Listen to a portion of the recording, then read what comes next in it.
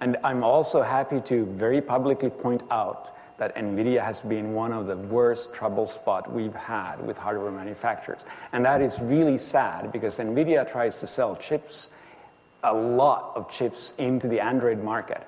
And NVIDIA has been the single worst company we've ever dealt with. So NVIDIA, fuck you.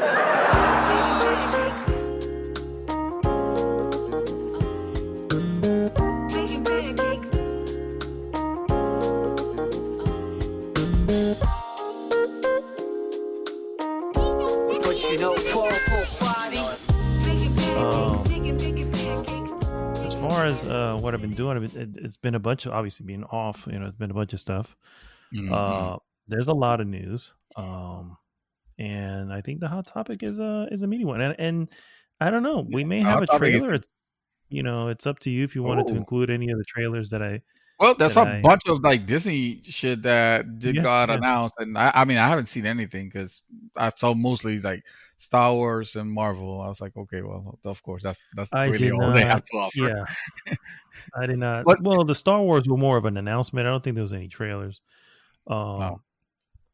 except for it was sort of a trailer. It was more of a teaser, but I don't give a shit about Star Wars. So fuck Star Wars. But what do you?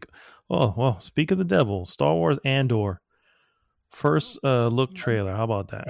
The moment I open this shit up, there it is. It's almost like my computer's hearing me. You know what I mean? It's listening in on What is this, Marvel? And I have something that says Marvel's Miss Marvel. Wait a minute, didn't we have that? Yeah, Captain Marvel is what we had. This one's Miss Captain Marvel. Yeah. Oh, Miss Marvel's the other one from the. I mean, she exists in the comic books, but she's the one in the Avengers game that almost looks like Plastic Man. Elastic Woman. Sir, I'm going to need you to go to page 37 of your Marvel Encyclopedia and give me the details.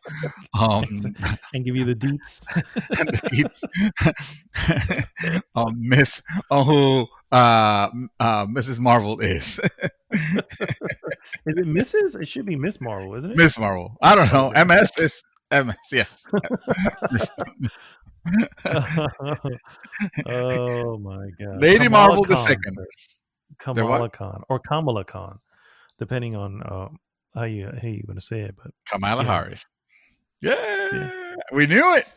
Yeah, it was meant to be. It was it was written in the in the pages of the Marvel text. Yeah. The sacred Marvel text. The sacred Marvel text. Yeah. Oh shit. She's fairly new. And apparently they're gonna be doing like a live action one of her as well. Oh, okay. Played by a young girl. Wait, so it's gonna be like a movie? I don't know if it's a movie or a show. Or a show for Disney Plus. But it's cool because she's being played by because Kamala Khan is a Muslim superhero, and so it's cool that she's going to be played by someone of Middle Eastern descent. Iman Vellani or Vellani, depending. I say Vellani because I'm Spanish, but it may not be Vellani. Could just be Vellani. She's like a little girl, unless these pictures are seriously outdated. Oh wait, that's she's 16. Girl. Yeah, so yes, that's from the game, obviously. Yes. That's like the main. Khan. Yeah. Okay. She's the main, and she's also the believe it or not the high point of that game. Yeah, people have said, Yeah. I know it doesn't say much, but no, it's like it actually. Her character is It says, I think it's not said. Wait a minute. So there's how old is she? Is it the same girl? Well, Kamala Khan is 16. She's going to be playing. I don't know how old the actress is. Okay, there's an actor. They put a picture here of someone else as that. It's like a freaking supermodel. I'm like, that cannot be her because all the other pictures show her she can't be more than 10 years old on those. So and it is a show, for the record. A it is show a show. coming to, yeah, it's obviously coming to Disney Plus. Yeah, Cool. yeah. Cool. So, welcome back, guys. This is Arnaldo, aka Mad Dog, and this is The Real, episode 241 of GG's The Mouthful Podcast. I'm always caught by surprise. I didn't even know that we were starting this time.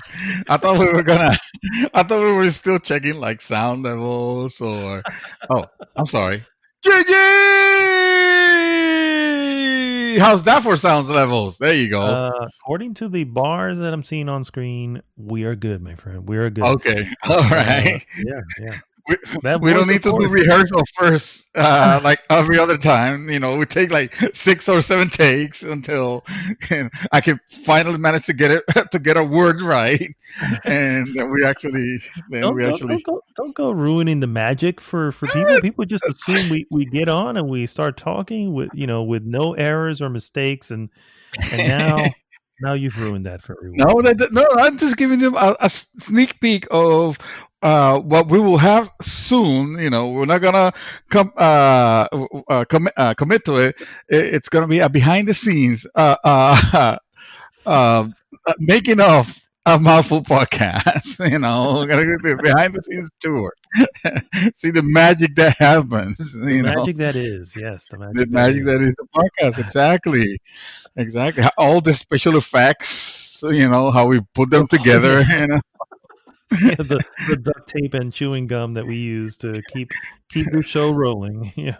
All our knowledge of gaming, which a lot of people don't know, we just jump into the first few paragraphs that we get from Wikipedia into whatever game we're talking about. Yeah, exactly. Yeah. Exactly. That's where all our knowledge comes from. Yeah, exactly. I mean, I don't know what a game is. I don't know what a Nintendo is. I gotta look it up. Nintendo. I know that one. Oh, my yes. mom used to say that shit all the time. Nintendo. It's like it's my PS3. All right. Well, actually, that would age me very wrongly. Honey, it's a PS3. It's a Nintendo. Oh man. That voice, of course, is Mr. David Santos, aka Dream Twister. What is going on, sir? Sir, I am doing very, very well. A day after the horrors of the Game Award. No, I'm kidding. The Game the Game Awards were fine. It's just the horror was that Last of Us 2 won everything. So which we kind of we kind of knew that's how it coming. I mean, at this point, let's be real. Let's call it what it is. But and should we? Do we have? I guess we were not. See, that's why we should have rehearsed. We don't have a list of what we selected, our own selections, right? I do. All of them. Yeah, I do. I have it. But I was not going to go through it. Otherwise, I would take. That would take. No. I'm talking about like the main ones, the interesting ones. Like obviously, Game of the Year. I wanted it to be Final Fantasy VII Remake, but I knew that wasn't gonna win because nobody remembered how great that game was because it came out early in the year. And as the Game Awards, with no offense to the wonderful person that Jeff Keighley is, this is not his fault. But at the end of the day, the Game Awards is just a popularity contest of whatever game is the most recent one that you have in your mind. So nobody remembers. Yeah, it is true. Unfortunately, that is how that unfortunately works.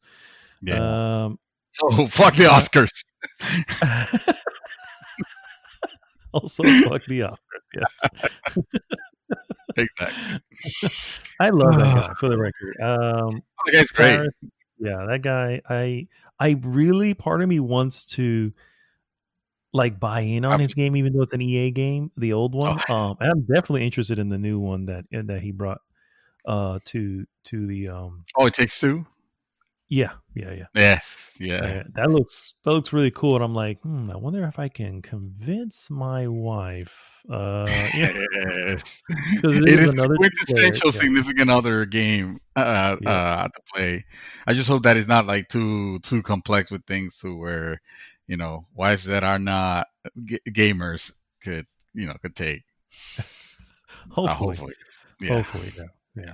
My wife doesn't Uh, even want to play Journey. Not because she well, finds it hey, difficult, but because she doesn't like. She's like, "Well, that looks boring," and then I'm like, "Well, but if I give you like a shooter game, you don't like it because you don't like shooting things. So I can't with you. Like, there's no winning. there's no winning here. Exactly. Why do you want to play?" And, oh, do it. It is hilarious because, of course, on the show, the show itself had a bunch of those indie titles those whimsical indie titles Mhm. that you so that you hold very near and dear.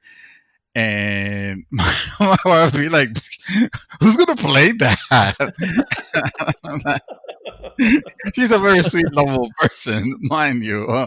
I don't want to make it sound like she's horrible, but she's looking at it and it just looks so mellow and so happy, or sometimes like so deep and somber. And I guess she still think video games are like Mario. Mhm. So she looks at that and she's like, "Well, who's gonna even play that?" And I'm like, "That's an Arnaldo jam." And those games have the seal of Arnaldo. Yeah, and yeah, then yeah. and then I'll look at the phone and be like, "See, look, he just said that's his jam." Throughout, Vindication. Yes. yes, It's okay. It's okay. It's not for everyone. But it was an interesting show. And we'll get into the yeah. winners and the snubs a little bit later on in the news segment. But first off, what I'd like you guys to do, if you are, first off, thank you so much for tuning in. If this is your first time doing so, and if it is, please go to goodgame.rocks and join the conversation there. It takes you right to our Facebook group. And of course, please like, subscribe, and share the podcast with everyone. What we normally do, guys, first is we go into what we have been up to, move on into some various news items, and then finish with our hot topic of the week. This week's hot This week topic: hot topic. did we get cyberpunked? I love that title. Did we just The get cyberpunked, bro? Get that's cyberpunked. that's the new jam. That's the new thing, dude. I think I just got cyberpunked, bro. Uh, That's gonna be the new saying. we try to coin it. It's like, oh yeah, no, dude, I bought this this game. Unfortunately, it was by EA, and I think I just got cyberpunked. Yeah, yeah. It's gonna be the thing. We're gonna start this. We're like getting Panda. We're gonna start this cyberpunk. Yeah. Exactly. It's like So no if more you don't know, Ubisofting it. So yeah, okay. if you're not aware, there was a game released very recently, I believe Tuesday, Thursday, and it was quote unquote maybe the most anticipated game of this year, of this Absolutely. generation. Oh, yeah. And well, to say that the launch of it went well would be a flat out lie. It's been interesting to say the least. Being rough. Yeah, it has been rough. So we're gonna go over that, and we have a couple news items that I'm gonna save until that end, until the hot topic when we get to that. But also, well, we'll just leave it at that. So let's just go ahead and start with what we have been up to, sir. Yes, sir. What you been doing, sir? I'm gonna keep it short and sweet because honestly, it's just been about the one game, and that game has been Cyberpunk. No, I'm just kidding. I haven't even started playing that. I haven't even loaded it in just to see if it will load, if it will come up. I'm afraid I'll be too disillusioned with the truth, so I don't want to jinx it or anything. You know what? I'm just gonna give them. I'm just gonna give them time to finish the game.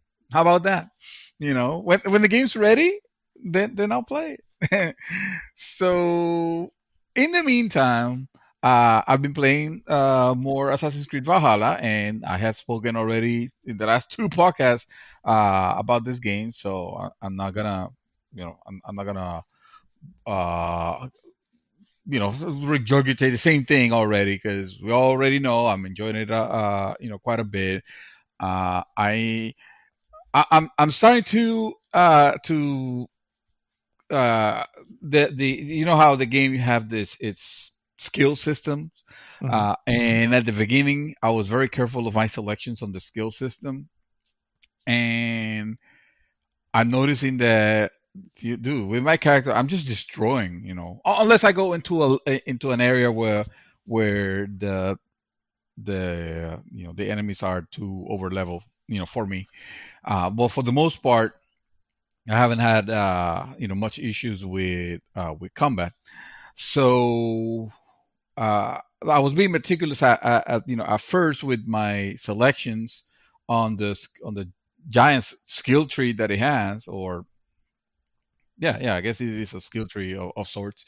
Uh, and then I discovered that the game actually has like a auto set, like a just set them wherever the game thinks that you should be expecting towards, and I'm just using that because it's like I don't I'm not notice I am notice I noticed I already got to the point where my character plays and feels like I like, to where I don't think that all the other stuff that is opening is gonna help me a lot. Like I wouldn't necessarily want to change the way that I'm playing my character already. Although I do get it's nice to get surprised every now and then with, oh, I didn't know I could do that. I did that by accident. I must have picked out that skill in the skill tree and didn't notice because I did it automatically. So that's always a nice surprise, But when it comes to the actual skills that you have to activate to use, I'm not paying attention because I already got my layout, and I feel like my character is strong enough the way that it is. I can tell you the story just like I said last time. Very very interesting. I am very engrossed in it, and they have yet to have got back to the present world or the future world or whatever. Yeah, what is it? What's it called? The animus. When you ask for the yeah. animus, like you don't. Honestly, there's an option that I keep seeing, and I wonder if I select it, it just lets me get out of the animus, and it's just a thing that I can select at will. But then if I go outside, I'm thinking that on the area where I'm at, what am I gonna do? Just walk around and get a little bit of the present lore? I don't care about that. I mean, I'm not even sure if that's really an option for it.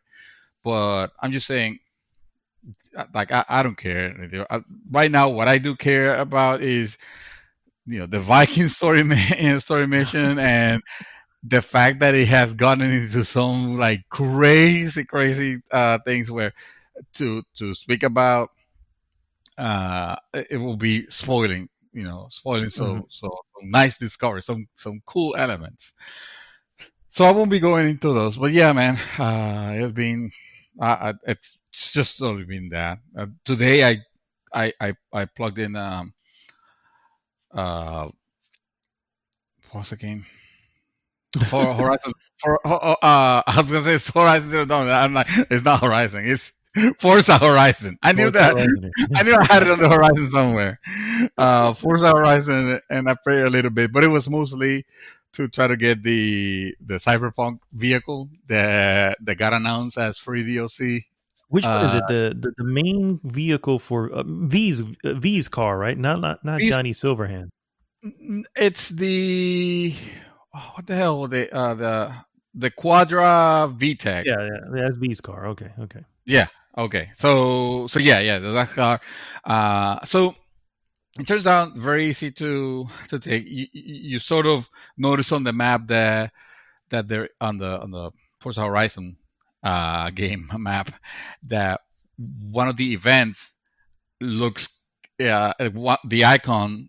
It's like the same icon as every other racing event, but it looks kind of like neon and kind of like hacked in basically, and it's called nightcity.exe. So you're like, oh, well, obviously, okay. Okay. This is The execute file, yeah. this is the thing. Yeah, this is the thing. You just race over there, but it really has nothing particularly special. Like I think they have done better with other. Well, not that I was expecting it, because it's not like, I mean, this is just a vehicle and that's it. Um, Yeah. so What else is it so gonna do? Fly? Yeah. no, because I was thinking, oh, maybe they have a cool event like, when when you got to the mission of using the Warthog from Halo, and suddenly your race had to do with some fever dream that you were having about the Covenant and shit like that. Not that it changes a lot, but anyway, it doesn't matter because turns out that all you got to do is just a regular race. The music, they try to put some synth music that was kind of interesting, and once you win the race, then you unlock the car. And I gotta tell you, the thing that I love about Forza is that that the vehicles, even if they're fantasy vehicles, even if they're frigging Lego vehicles or Hot Wheel vehicles, at this point, this has everything. They take their time to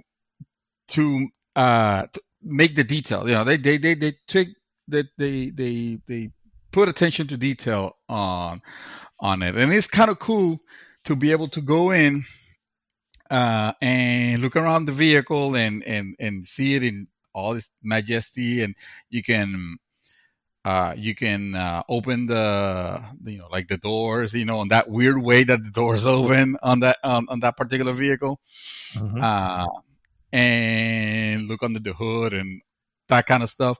And inside when you're in the behind the wheel, and it looks pretty awesome. I'm not gonna lie, Cool. it was kind of cool, and it helps that the car has like incredible speed and incredible traction.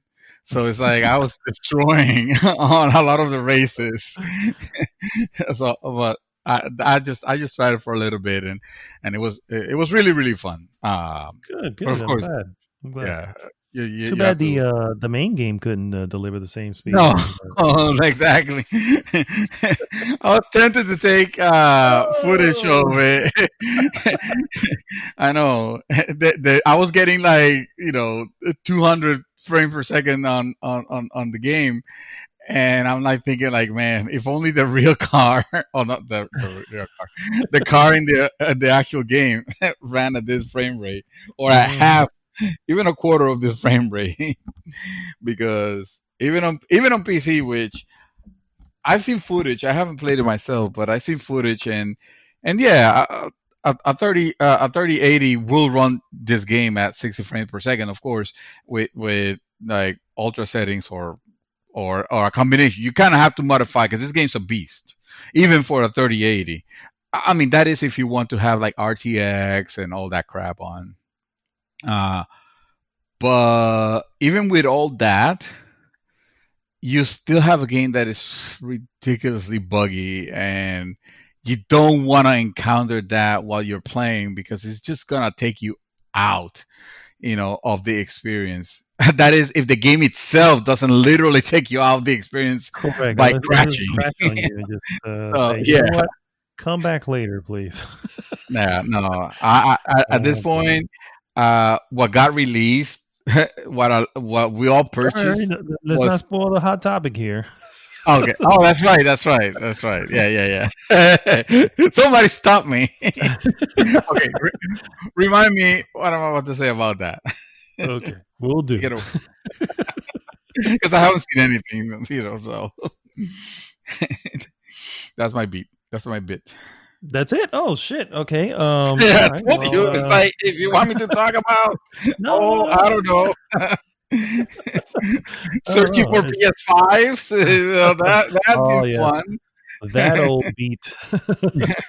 I haven't been actively like super actively looking, but every now and then if I see like the only place that I if I'm in front of the computer, let's say, and I get the notification from Wario 64's Twitter account that says there is a queue on PlayStation Direct on direct.playstation.com. I go there, but by the time it doesn't matter how quick I do it, it always says there's over an hour wait time. Wait time. And if you get that, forget it. You might as well just exit out. You're not gonna get it. It's you're gonna get clowned. You're Hmm. gonna get clowned. So And we definitely been clowned a lot, you and I. So, yeah, no. At this no more of point, that. even my Xbox, man. The other day, Yeah. we're trying to get a freaking Xbox. You were trying to get the Xbox, and it was for the longest time. I think this is the longest that I have seen an next gen console available because it was still you could still put it in your cart, Hmm. and here you were like setting up payment accounts and Yeah. remembering I your had nothing ready. password, I had trying to put nothing ready.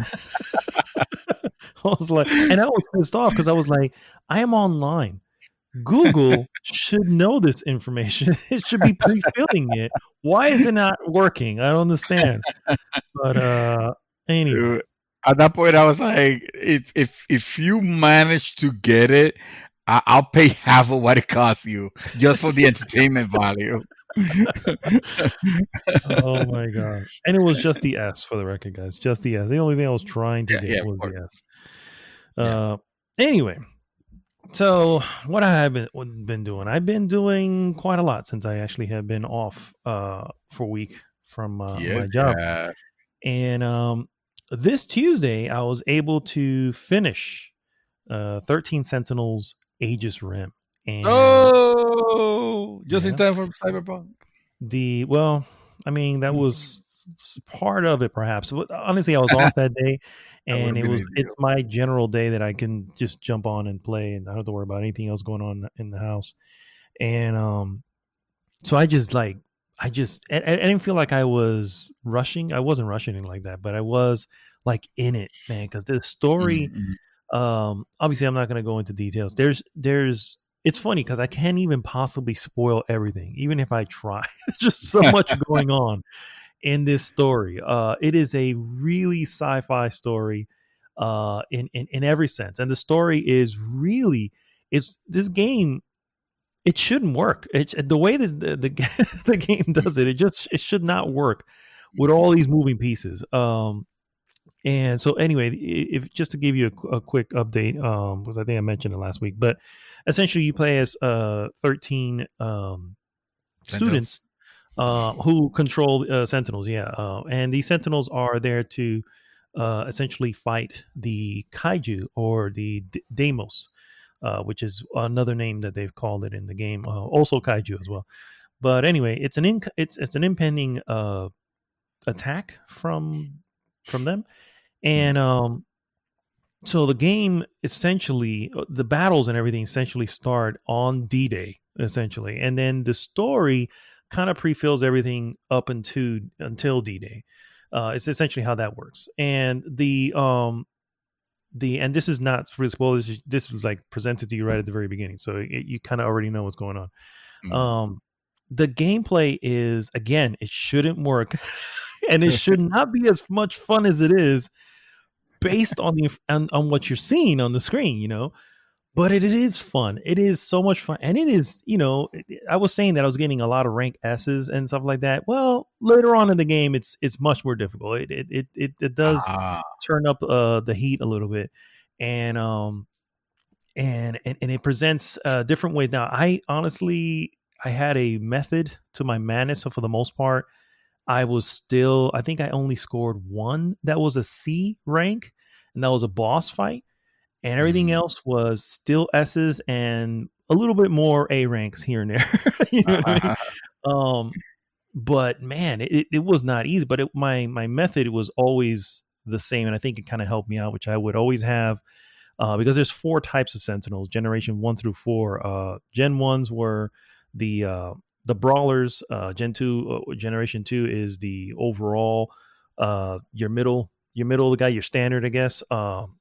Generation 3 were all the heavies that were long, that would shoot from far.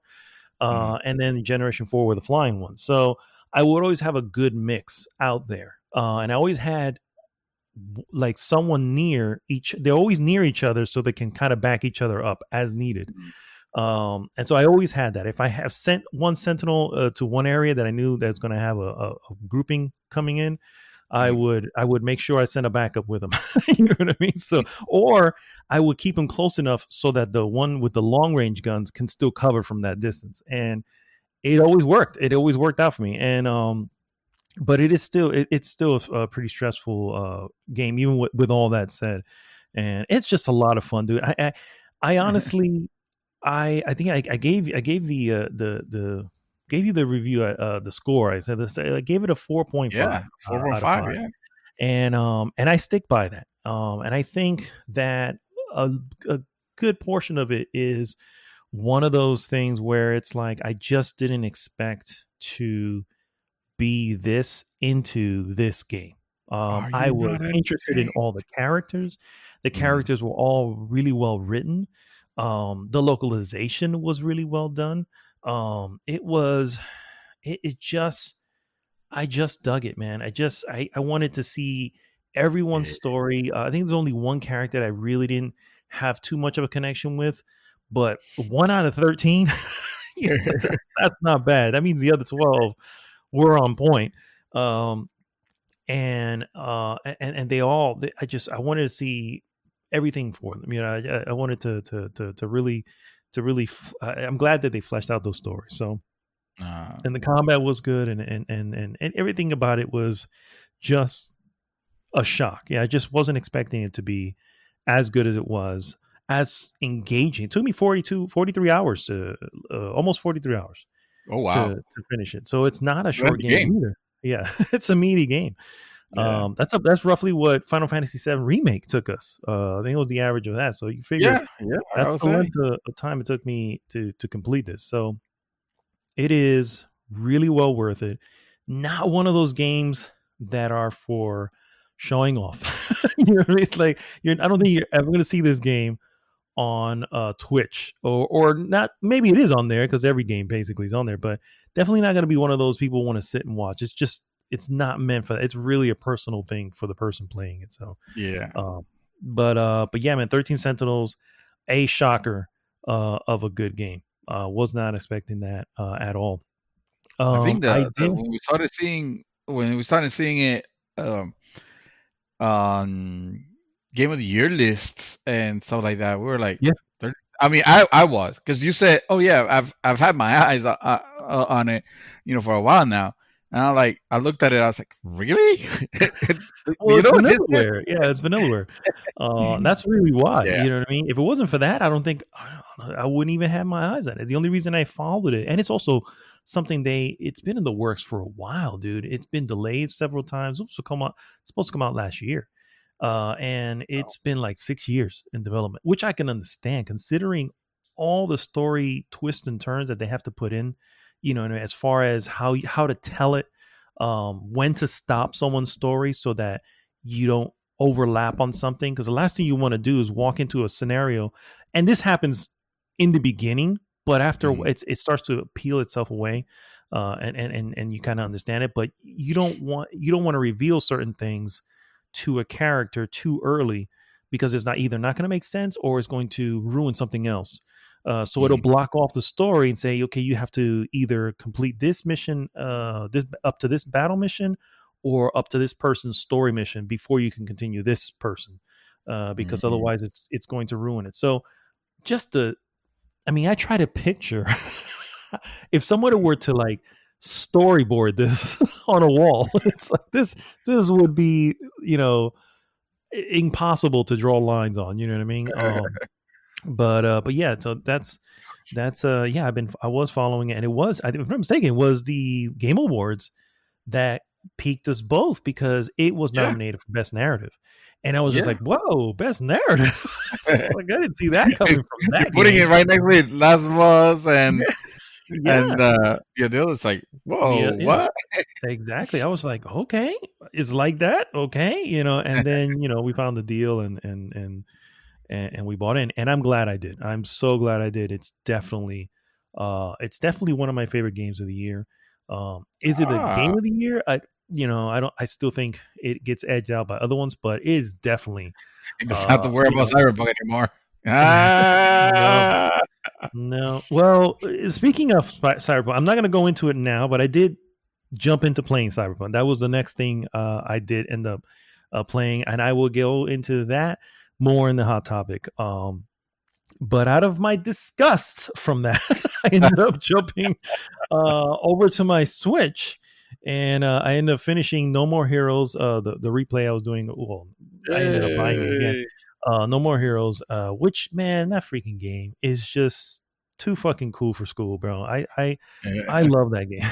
That game is just so stupid and idiotic, and it breaks the Are the fourth wall best. left and right. Freaking Suda 51 is a madman. Essentially, he's a madman, and I'm glad that he makes video games. That's all I'm gonna say. That's Um, awesome. yeah, so I was able to finish that off, and then I started another one on my Switch that I had bought a little while back, and it's called Vigil: The Longest Night. And as what this basically is, it is a side-scrolling action game, action adventure game, and it is very similar to Castlevania, with hints of Salt and Sanctuary.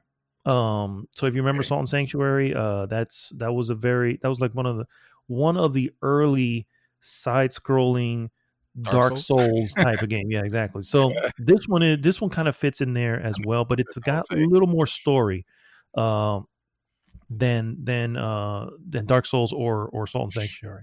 It does have that gameplay that where you're you're having to survive most of the time is really what you're trying to do, and Uh, but it's a lot of fun. It's actually a very pretty looking game. And so anyway, the character is a character.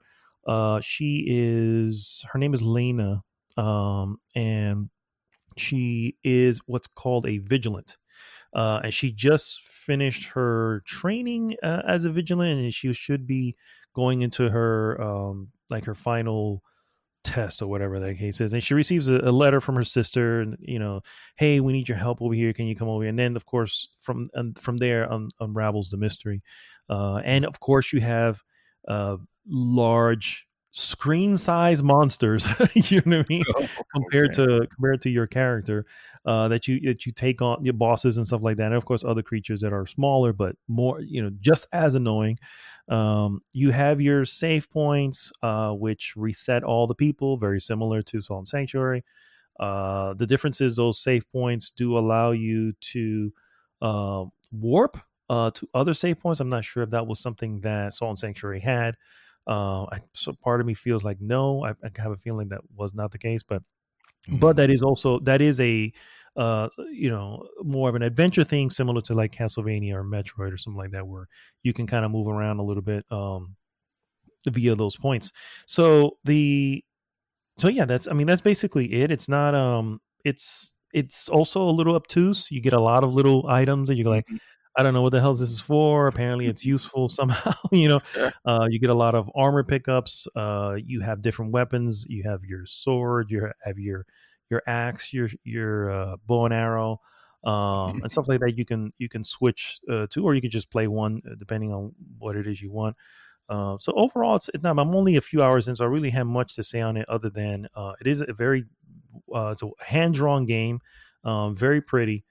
Just came out actually on October 14th, I believe. So it's actually fairly new, and it comes from the developer is another indie studio. Literally, I think that's the name. Another indie studio. Oh, That is the actual name. I just And like it. so yeah. So anyway, pretty cool.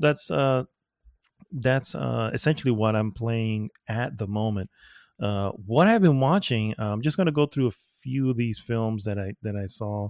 I rewatched Ghost in the Shell, the live action with Scarlett Johansson, and you know what? In retrospect, it's not as bad as I remember. It's actually not a bad film. It's not great, Yeah. and obviously, I hear you. I hear everyone in the sense that Makoto is Kusanagi is Japanese and she's being played by a white woman. So I get it. You know what I mean? It should be the other way around. Obviously it should be represented by an Asian actor or actress. But it is what it is. Outside of that, the movie is actually it's not bad. I think I came out of it a little bit more pissed off because of what was going on and really Right. didn't give it its fair shot. And going back to it, I was like, this is actually pretty good. Yeah. It has a lot. It has visually, it's a beautiful movie visually. Special effects are really well done considering, and yeah, I dig it. I dig it. So What made you go I back? gave it. Yeah, me too. I'm glad I did it. Oh, what made me go back was Yeah. honestly, it was just on. It was there, and I was like, oh, it's available to watch. I don't have to pay anything. And I love sci-fi, and I think I had just watched. I don't know what the hell I just watched, but I just watched something. Oh, Total Recall. That was the other one. Oh, Total Yeah, Recall. Total Recall, the original, the Schwarzenegger Total Recall. Yes. And I was in the Oh mood yeah. for more sci-fi, essentially. Total Recall is still great, for the record. That one Oh is yes. Yeah. that's back in the days, guys, where they weren't afraid of making R-rated films. You know No. what I'm saying? They What were was not that? What afraid. was that? Was that? I'm trying to think. Was that TriStar? I don't remember. This was well, I can find. I think it was Columbia, if I remember Yeah, you're correct. right. You're right. I think it was Colombia. I think. Let me see. My God, where is it? Where is it? Where is it? Total I think it Recall. was Columbia. Yeah, I'm not finding it here, but that's what I think it was. I'm Yeah. trying to remember the beginning of it now, and that's what's popping to head. The what do you call it? Yeah. For The some reason, Pegasus. Yeah, yeah. I picturing the Pegasus jump. Anyway, think you're right. um, If you're wrong, so that's guys, we don't care. You don't have to comment. you don't have to correct us. It's No, not it's that not big a deal. important. Yeah, Yeah. exactly. It was a So yeah, picture by legendary. No, we don't. You're confusing it with the new one, probably. yeah, yeah. I was gonna The new say one that. was not legendary. No, guys, we don't care. Drop it. Yeah. All right, just drop it. And the Put new your one phone was away. also not legendary in the sense that it was not good. So, Oh, um, exactly. Yes. so, Pitch uh, wash. yeah, exactly. So yeah, it was just sci-fi. Really, what made me go back to it. I'm glad I did. I'm glad I did. And hey, Scarlett Johansson doesn't hurt either. So, but anyway, my wife and I saw this movie called. I won't stick along it because it was a little bit more boring than we thought it was going to be. It's called The Iron Lady, which was the story of Margaret Thatcher, who was the first female prime minister of Britain. When And you were just asking for it then. yeah, yeah. At that Well, point, it was like, you know what? You saw the title and you still went for it. That's on you, brother. It's no. To be fair, the we have story of seen Margaret others. Thatcher. Wow. We have seen other historical films, and they tend to be pretty good. This one, it was just told in a weird way. It was told through a lot of flashbacks, as opposed to actually just showing us her, from point to point. Mhm. And every time it was not in a flashback, we were at the present time where Margaret Thatcher was very old Mm. and a bit senile. So I was like, well, this is just sad, then. You know what I mean? Oh, So Iron Lady, not so much at that point. But anyway, it's fascinating. It's cool. The reason I think we kind of jumped on it, with Kamala Harris being the first female vice president. mm. You look back and you look at Britain and go, well, shit, they had a prime minister, first female prime minister. This is back in the damn 60s. You know what I'm saying? So like, what took us so damn long? You know what I mean? But anyway, so that's Iron Lady. I cannot recommend that one. And then last movie I saw was Underwater with Kirsten Stewart and Vincent Castle. And this is this is a weird one. So, are you aware of the Mariana Trench? You ever heard of Mariana Trench? I assume you heard of it. No, unless no, I don't. It doesn't So ring a this is bell. in the Pacific Ocean. It is the Hmm. deepest trench in the Pacific. It literally goes down like 35,000 feet. If you were able to put Mount Everest in there, it still wouldn't stick out of the water. It would still be Oh deep wow. in that trench. And so the story is there's this base, underwater base that has been set up to sort of canvas the trench and all. Obviously, this is in the future. There's no base in the trench right now. Only 3 people have ever gone down there. You know what I mean? And that's in the history of the world. So that's how That you deep know of, that we for all know. we know, Sure. Rapture could be there, and that's why nobody has done it. Sure. We'll go with that. Anyway, Those are facts, all right. Don't. sure. It's I know one of them who did go down there was the director. Oh my god, director of Terminator. James Cameron. James He Cameron. was one of the 3 who went down in a little sub. Just kind of went down there Wow. for I don't even know why. Just because he can, because he's a fucking rich guy. I guess I don't know. Yeah. But so anyway, this is sci-fi in the sense that there's a base and everything set up down there, and something happens, something ruptures, and now it's this escape to try to get out of there alive. Turns out you'll see this in the trailer. It turns out there's something out there in the water. You know what I mean? There's And always it's not in the water. specifically a fish of any kind. And that's really it. It's all about just trying to get out. So it's sort of a sci-fi thriller that's not very thriller and has questionable No. sci-fi. You know what I'm saying? Because I'm just like, I mean, he has questionable actresses. true that. True. Oh, well, so Yeah. Vincent Castle is a decent actor. I don't know Kristen Stewart, but uh, Yeah, yeah, Kristen Stewart though. yeah, Yeah. exactly. So I kind of knew what I was getting into there, but it was on HBO Plus, HBO Plus, HBO Max, and I was like, all right, it was like a new release. I was like, I'll check it out. It's a new movie. I got to see a new movie at least. You know what I mean? Once in a while. So Oh yeah, and that's a 2020 movie. I'm looking at yeah, the poster now. Okay. yeah, and so it just yeah, that's right. And so it is the questionable sci-fi in the sense that we've seen. I don't know if you ever seen the movie Abyss. But anybody seen the movie Abyss? You know, when you're deep into water, that water is ice cold. Okay, when you see people walking around this water, that's spilling in from the outside, that's at the bottom of this trench, mind uh, you, uh, which is even more colder, and they're you don't even see them cold. Actually, matter of fact, some of them look like they were a little bit hot. I'm like, okay, this is not making sense now. This is not accurate to what would happen. That and their suits. By the way, the suits, I gotta say, the suits were pretty cool that they were they look cool. using, and I gotta say, it gives me faith that they can make a good looking suit that would go with Gears of War. Like if it were to make a Gears of War film, Mm. that they can make a believable armored suit that these guys wore in Gears of War. You know, it's like, okay, now I can believe this. The suits were pretty cool, but they were, again, it was a little bit unbelievable to think that at the bottom of this trench, with all that pressure, they Uh-huh. just felt the need to take off the helmets every so often. It's just I didn't see. It's like, this is not how pressure works, guys. I don't understand. Really? Yeah.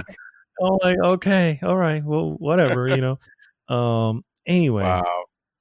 that one, take it or leave it. It's on HBO Max. It's a good popcorn flick, if Okay. you will. Yeah. No, So I mean looking at the pictures, and you're right. Those the the the suits. the armor, the suits, Yeah. they do look cool. Kind of reminds me of StarCraft a little bit.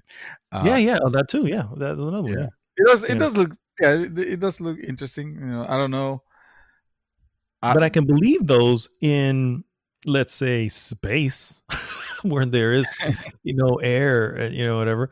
But when you're that far on the water and it's just this little whatever, it's just, I was like, okay, well, I mean, they all look right. like iron. That they look like frigging like irons. Like it doesn't remind me. It doesn't look like the Big Daddy suit, but it looks like if it was Mhm. made of that material.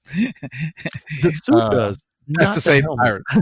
oh no, yeah, yeah, Yeah, the yeah. helmet, like that, yeah, that must have been, I don't know, plastic steel, I or I don't know. Some sort of, yeah, government yeah, stuff that we don't that know would have about. been demolished underwater Yeah, yeah. at that level Um, of pressure. Yeah. exactly. From down there, it's unbelievable. So, but anyway, that's underwater. And the last thing I've been watching, and I've been watching now for a few weeks, Oh. and that's when I found out that HBO Max has it. My wife and I just dove right back into it, and that is Parts Unknown, Anthony Bourdain's Parts Unknown, Oh. which by the way, am listening to his most recent book, which is called Medium Raw. And I highly, you do not have to be a foodie. It's not about that. You do not have to be a foodie or into any of that type of stuff in order to enjoy this book. This book is legendary, guys. It is absolutely hilarious. The guy is literally was a modern day philosopher uh, who spent a lot of his youth on drugs and all the stuff where he was able to get cleaned up and out of it. And his show, Parts Unknown, was probably one of the most unique shows to any network or any TV because it aired on CNN, which was very weird considering his shows always were on Cooking Channel or Travel Channel. Mm, And so, which made sense sort of with what he was doing on the show, but to come to CNN, it didn't make sense. But once you watch it, you go, well, these are literally 40 minutes, 45-minute episodes of a little bit of the history of where he's at, mm, and the way he gets into you to their homes, and gets them to open up in ways that you just wouldn't see. Like a journalist will come with a microphone and ask questions, and some people will kind of shield up and not say whatever. But when you have a mm. plate of food that the person is sharing with you, and it opens up this dialogue you just don't see anywhere else. You know what I mean? Yeah. And he's always uh he's always going to these places and showing not just the food but the culture and the differences and their struggles, the wars and stuff that they've been dealing with in that area and stuff that you just don't know, and you're completely oblivious to because we're in America and only America matters in America, you know what I mean? So and again, if there's one thing I love about this show is how it really shows you how insignificant America can be when you look at just the fact you're the rest of the world and the rest of Yeah. the world problems. And also there was an episode that took place in South Africa that I think at the time Nelson Mandela was in the hospital. I Mm, don't know if he's passed away since. This is like season 1 or 2 in the show. Um, but he essentially, that was a concern of the nation, and the nation obviously, went through its stuff with our apartheid and all that. And you look at the nation now, and you just see this eclectic mix of people trying to just survive together. mm. And then you look back at America now, and you're just like, what the fuck is wrong with us? It's like I don't understand. This nation is literally at that point 20 years old, 20-year-old nation, and they're working together as well as they can to try to to integrate and Mm. become one nation altogether. Yeah. And here we are, 1776. Well, we're on our way to 250 years, I guess. And you know we're We're just we're almost falling apart at this point. You know what I mean? So anyway, about the ourselves. what I'm yeah, yeah, what I'm trying to say here is that the show is just one of those shows that just really brings home the importance of knowing, you know Our or culture. looking elsewhere, and being curious. And if there's one thing I can say about him, I think I've told you, David, many a times, is that my desire cook, my desire to try new things, my desire to travel. All these things that I have come to fruition very recently, all started by watching him on his earlier shows. And if it wasn't for that, I most likely wouldn't be cooking like as I cook right now. I wouldn't have tried half the stuff that I did. You know what I mean? I wouldn't try. His one of his favorite foods was Vietnamese pho, which is a specific bowl of beef broth and noodles and stuff like that, what he absolutely loves. And when we first saw that, I was like, oh, that's weird. And we've passed so many Vietnamese places here. We're like, man, we should just stop in one day and just order something. You know what I mean? And we did, bro. And it was a little bit weird because we went down to here in Mills in Orlando, and the shop we went to, I mean, we were the only people there that were not of Asian descent. You know what I mean? And it was a big place.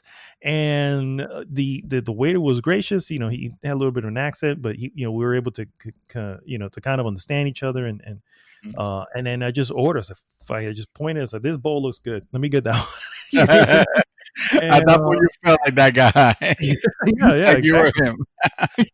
Exactly. And I was like, "Fuck it, let's just try this."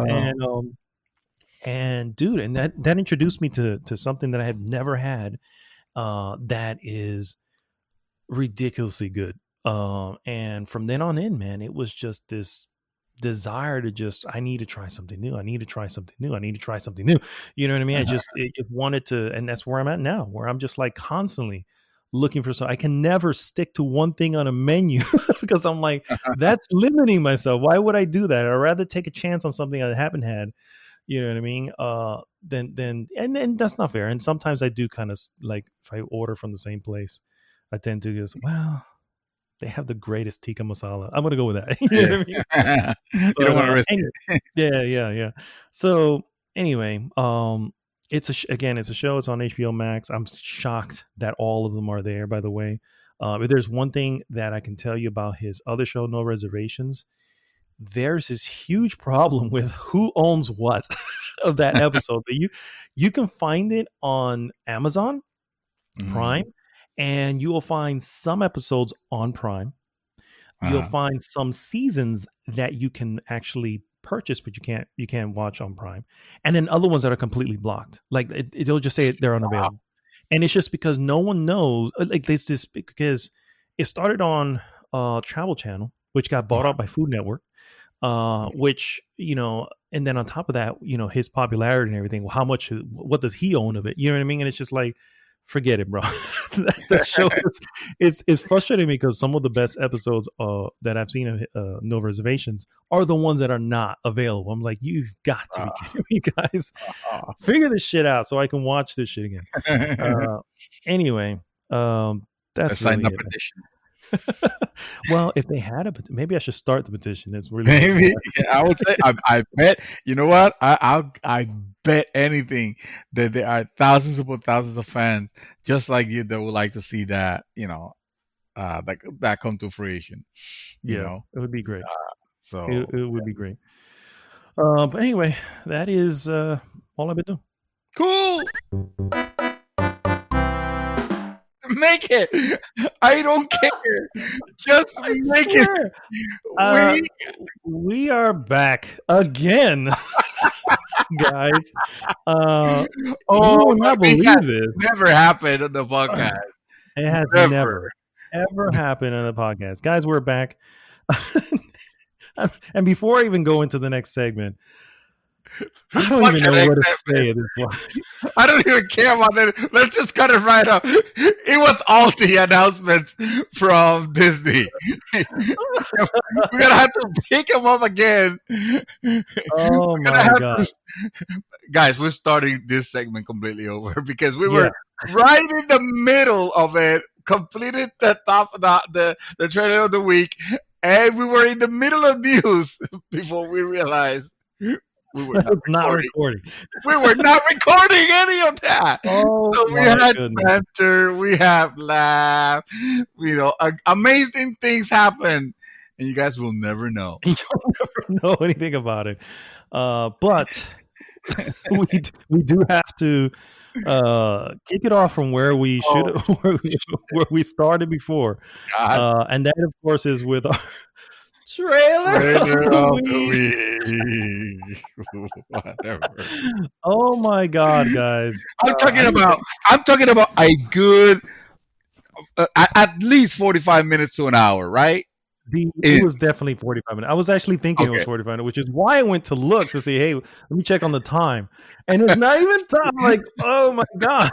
What the hell? Oh, I told you, lesson to be learned from here. AVR, always be recording. It doesn't matter. I literally hit record to start doing the thing. I swear I saw the fucking thing move, dude. So guys, our trailers of the week are 3, and that is the Falcon and the Winter Soldier, Loki, and Marvel's What If. And well, I think we had an explanation as of why we went through, and we decided to at the end pick all 3. Yeah. Well, in short, yes. I'll give you the short version here, guys. What it was, so first off, the What If, I particularly was interested in that one, mostly because that appears to be based off of the comic book series What If. And so what that does, it takes characters and puts them into different scenarios, and I believe we came to the conclusion it feels like it's going to be maybe some sort of anthology series that may, kind of like the Matrix. Yeah, where it will be every episode is something a little bit different, not connected in the same world, because none of this was ever meant to be canon. Even in the original comic books, it wasn't meant to be canon. So it's just really a fun little thing to do, and hopefully they do it right. So like I said, that'll make it a short run, right? Because if they're picking up, I mean, there's only so much. If they're gonna focus on like different characters, unless they start repeating, well, what if this actually happened? Instead of what we already what ifed you about. Yeah. Well, hopefully they'll do that. But there's a lot to mine. The only issue would be, the MCU is a fraction of what Marvel is. You know what I mean? So will they include, and based on a lot of the announcement, looks like they're trying to put in more and more and more. But the reality is it's a huge universe that they have not brought to film or TV yet. That if they start to what if those, people are going to be like, well, I don't even know who these are, so how is this a what if to me? You know what I mean? So I don't know how they'll end up doing that, but yeah, it's also animated, and I always say that animation can do a lot more than live action can, even though live action has gotten better and better throughout the years. And then looking over at Falcon and the Winter Soldier, looks like it's taking place right after the film. So I'm pretty sure that it looks very similar to everything they've done before and all the other Captain America films. Yeah. And then of course Loki, which no clue what that one is supposed to be about. You know what I mean? We just know that he escaped from the film Endgame, which everybody's seen, so we don't have to really go into it. But he escaped from there. We don't know what happened to him, and this particular show looks to kind of pick up where that left off, essentially. So it's almost but it almost picks up. It is picking up definitely where that left off and where Loki ended up. But when you see the trailer, it kind of makes you wonder: is this happening on our reality, or is this happening on a separate reality very similar to our own, where time passes differently as the quote, I think, as they say in the thing, what they say, because so suddenly you see like current technology being used, I think at one point to detain Loki. I'm like, he's Loki. Yeah, I was gonna say he's supposed to be a demigod, so how what is do he you being think? detained here? Chains are gonna stop him? Like, what the hell is that? But and then being interrogated, kind of like if it was a police or policing agency of sorts. Hmm. They make reference to things working differently at the TVA, whatever the TVA TVA. is. Yeah, I'm not sure what it. I'm not familiar with TVA, The but it the television animator. No. the Time Variance Authority is what it stands for, Oh, there you go. and it Okay. is based on a comic book from the Thor universe in Marvel from back in the 80s. 1986 is when it was first appeared. So it Wow. is canon. So I guess that's where he's at. So there you go. Okay. That answers that question. That's Yeah. okay. Now we're clear. Now, okay. So I like to change my selection. I want to select Loki as the one that I'm interested in. That was your And selection. oh, okay. Then that's my story, and I stick to it. Sticking to it. There you go. There you go. So those are our trailer of the weeks. I did post them all on the Short group. So edition. go check them out and let us know what you think in the group. So moving on, let's get into the useless news that you can use once again. And let's start off, of course, with let's keep it in the Disney news. Disney's 2020 Investors Day event was a bonanza of announcements left and right. And I'm just going to kind of roll through some of the announcements that they had. First and foremost, Raya and the Last Dragon is going directly to Disney Plus. This was the next Disney animated film, originally slated for release this November, then got pushed to 2021 in the spring. It will debut on Disney Plus on March 5th, and just like Mulan before it, it will have a premiere access price of $30. So they are not doing the HBO Max thing. Aliens will join the never-ending Always Sunny at the FX and Hulu network. So Fargo series creator Noah Hawley will return to do a whole new series within the Alien universe. So hopefully it will be better than Raised by Wolves. Just saying. Oh. And of course, a crap ton of Star Wars shows and movies are on their way. Lucasfilm president Kathleen Kennedy announced that here's I'm gonna stop for a second. They announced that, and it's just next blurb that I say is a bunch of stuff that they're coming with. First, starting with Andor.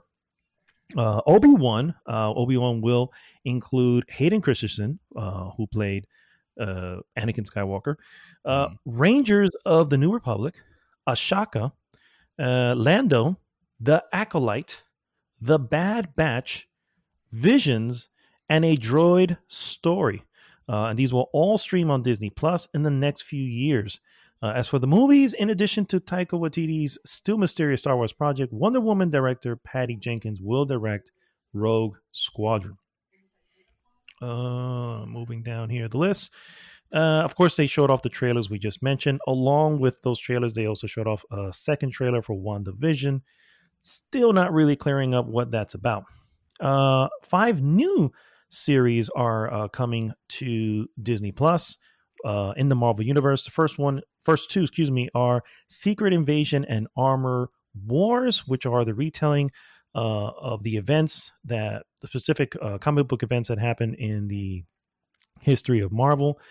Ironheart, which stars Riri Williams. Well, doesn't star, is about a character, Riri Williams. We don't know who's going to be doing the role, but she is a young black teen who reverse engineers Tony Stark's armor and uses it to become her local superhero. An I Am Groot series of Baby Groot shorts, and then finally James Gunn's Guardian of the Galaxy Christmas special. I was gonna ask you, so she's not gonna be called the Iron Maiden? She should be called the Iron Maiden, but I'm not sure why they didn't go with that. But Ironheart probably suits lawsuits would have been sued. Remember? I mean, the Iron Maiden is also a if I remember correctly, was a torture device. It was that yeah. So I mean, and the heavy metal group that very recently send a cease and desist to that game company that was making Iron Maiden, Oh and yeah, yeah. remember that they They had to changed it change to Iron Fury. Yeah. they had to change it into Iron Fury, exactly. Uh, but whatever, that's probably, you It's probably yeah. Disney probably don't want to associate the character with a torture device. A and B, this character has probably been in the comics forever, so Yeah. Well, yeah. not forever. Probably the last decade or so. It's a really cool series. Actually, when we look at Black Panther, Mm. my immediate thought when I saw his little sister was like, "Is that supposed to be Riri Williams?" But no, that was just his little sister, and she was somebody completely different. But she was obviously like this. I can't remember her name in the actual movie, but his little sister was like the smartest girl in the world or something like that. And Yeah, Riri Williams, hello, reverse engineers Tony Stark stuff, like, yeah. oh, that has to be her, but who We knows? Anyway, were kind um, of hoping. we were. A Fantastic Four is finally coming to the Marvel Cinematic Universe. Will it be Uh, fantastic this time? I mean, fifth time's a charm. No, no. How many times is it? It's third time, right? No, fourth time. Probably the fifth. You did the first Fantastic Four. Then you Mhm. had the second one, which had Silver Surfer, which wasn't bad. And then you had the more recent Yo, dude. and then you had that one, which was weird. Uh, That's a yeah, Silver Surfer, by the way. that was Silver Surfer. Yo, dude. Yo, Uh, dude. Disney's Stream also had a good smattering of casting tidbits for already known MCU movies. Captain Marvel 2 will practically be an all-female team movie, which will also include Kamala Khan and Monica Rambeau, which is a hero known as Photon. Joining the cast, Miss Marvel will be played by the recently announced Iman Vellani with WandaVision's Teyona Paris reprising the role. Catherine Newton will join the cast of Ant-Man movies, Ant-Man and the Wasp: Quantum Mania. She will be playing Scott Lang's daughter. Kevin Feige also announced Christian Bale has come on board to play in Thor: Love and Thunder as Gore the God Butcher, an ancient mortal being. And then finally, he did also announce that there are no plans to recast the role of Black Panther after the untimely death of Chadwick Boseman. Ryan Coogler, the director, will return to do the sequel. What do they do in that case? We're gonna digitally recreate him for the I entire hope movie? not. I hope I mean, not. they're saying if he's not bringing, so there's still gonna be a Black Panther 2. Most of it, I will imagine that most of it has been filmed, but not all. I don't think it was been filmed because he was very No. sick in the Oh, they are. last few years. So I don't think it ever got actually filmed. Um, I don't know. I'm gonna So be you're honest with just you, I gonna don't know call what it they're gonna Black do. Panther, but it's not gonna have the Black Panther then. I would like them to recognize that, maybe make it that something happened to him. You know what I mean? And then have somebody else take over.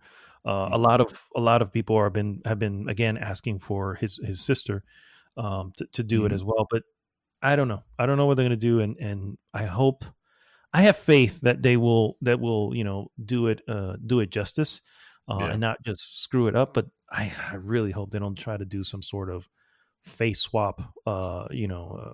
Those weird deep fake shits. Nobody Yeah. wants that. No, I don't want that. That's I for don't. sure. I don't want that. I don't. Yeah. I'd rather have an animation. Honestly, I would have got no problem if suddenly just become animation. And hey, there is a legitimately reason for it. And also, by the way, it'll be kind of awesome. It would be kind of awesome. There are contracts and stuff that's already kind of True. laid Yeah. up, so I don't see them letting Right. go of that, unfortunately. Yeah. Unless they all agree, you know what I mean? That's possible as well. Yeah. Doctor Strange in the Multiverse of Madness was announced to also tie into WandaVision and Sony's next Spider-Man film, which is already shaping up to contain a multiversal madness of its own. Doctor Strange sequel Spider will also Universe, Mega be Spider Verse. yeah. Definitely, for sure. Doctor Strange sequel also welcomes, I'm going to ruin this name, Xochitl Gomez in the role of America Chavez, a Marvel Comics superhero who hails from a utopian dimension. And of course, Mark Ruffalo will play Bruce Banner alongside Tatiana Maslany's Jen Walters in the Disney Plus She-Hulk series. And so that will. What's more surprising is that Tim Roth will reprise his role as Abomination, strangely enough. Abomination. Yeah. Oh, you never saw the first Hulk, did you? No. And more animation news. Big Hero 6 will be coming with a series. Zootopia will have its Zootopia Plus. A bunch of other stuff there. I'll leave it at that. Some new Cars movie, new Pixar movie. These are all just announcements. We don't really know what they entail. We're getting a Night at the Museum animated film because somebody wanted that. And then they're doing Willow. Warwick Davis returns to the Tolkien-esque fantasy film from Lucasfilm, this time with superfan John Chu, which is the director, John Chu, directing the new adventure. Disney announced that Chu would team up with Ronald Moore of Battlestar Galactica fame to turn Swiss Family Robinson into a Disney Plus property also. There was one that I didn't hear you mention on the rehearsal of the second segment that we did. We were talking about doing rehearsals and we kind of forced ourselves into you know what? It's all your fault. You wanted rehearsals and that's what ended up happening. It was me. But there was also some ruminations of Pixar actually making a Buzz Lightyear sci-fi. Buzz Lightyear gets his own movie, sort of, I guess is what it's saying. It's not a Toy Story prequel. The upcoming Pixar movie Lightyear is instead the in-universe movie starring the human version of Buzz Lightyear that inspired the toy we see in the toy franchise. Oh, wow. Chris Evans, who will be voicing the movie's character. Chris Evans is going to be voicing the movie's character, excuse me. Okay. But they're going live action? Sure.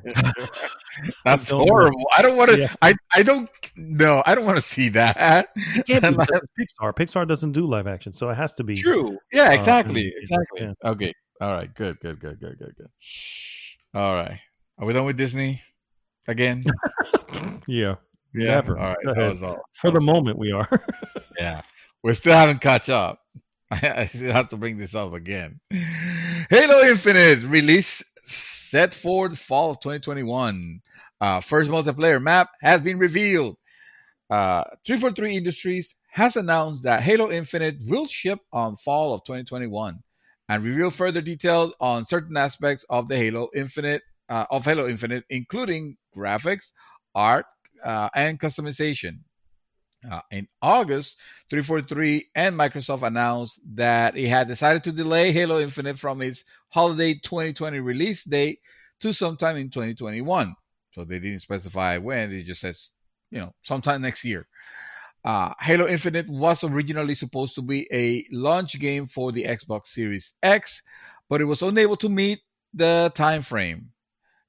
Now, Halo Infinite is slotted for sometime in the fall of 2021, specifically, which narrows the release window for the next Master Chief adventure. 343 also shared 2 new screenshots from the Halo Infinite multiplayer. So you can look those up online because this is a podcast. You won't be able to see them. Yada yada yada. I think we're caught up because I think we just at this point was when we went off on a talk of how we decided that Halo's Master Chief is an iconic character, is a very iconic character. Yeah. It is not a good character by itself. Well, it's not a bad character either. It's just not really a character. It's more of a caricature, really. So to kind of backtrack here, we were watching the the awards, and I, I said it. I said, don't get I was drunk. offended, anybody. But just because the guy said it in such a way where I was like, no. He was he sounded very not obsessed, but passionate about how great the character of Master Chief is, and we were thinking like, iconic probably, but good character. I think I audibly said no, like almost like that to myself because I was in the living room watching this shit by myself. And so that's when I had to pose the question, and again, I'm not taking away from Master Chief's importance to gaming, to Xbox, to the gamers, you know what I mean, who love the series. But when it comes to a character, he is very one dimensional compared to other characters. So when he said that, I was taken aback. Yeah. I was just like, then you don't know character, is what I'm hearing. Wow. Sound like someone was offended. Just a little, just a wee bit. I was like, dude, hurry up and move, Jeff, move on to the next award, please. Thank you. Get this fool off your stage. Anyway, speaking of Jeff and fools on a stage, Game Awards actually happened yesterday, and to say that Last of Us almost swept would be almost an understatement. Yeah. But who would have thought they won Best Sport Game? It wasn't even nominated, and yet they won. No, I was like, I'm not sure how that happened, but hey, I mean, the sport of shooting clickers in the head, it's an age-old sport. It's an age-old sport, guys. No, I'm kidding. So I'm just gonna kind of quickly go through some of the winners of the event, and I'll start with the one that I think shocked many Call of Duty heads, and that's best multiplayer was Among Us. Which, like I said, and I even voted for it, even though I never played it. I just said I'm pretty sure this one's gonna win. You know what I mean? I said it should be Call of Duty because multiplayer, multiplayer Call of Duty. But I was wrong and kind of pleased that it was. I'm not even upset, right? Yeah. Don't even bother me.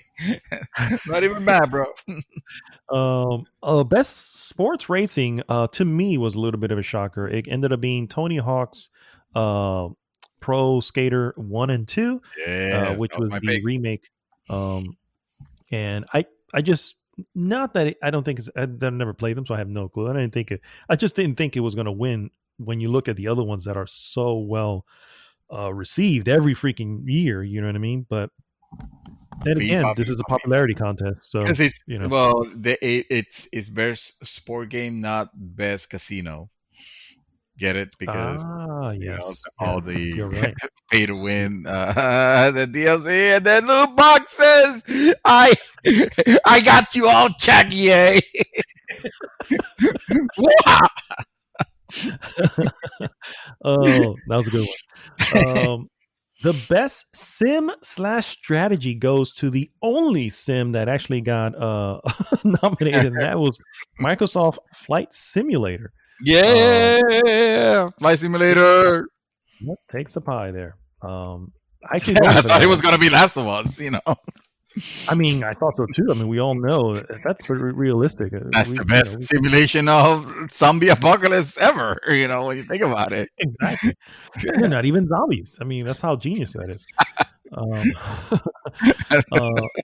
Best family game went to, no surprise, Animal Crossing New Horizons. I think we all saw that coming.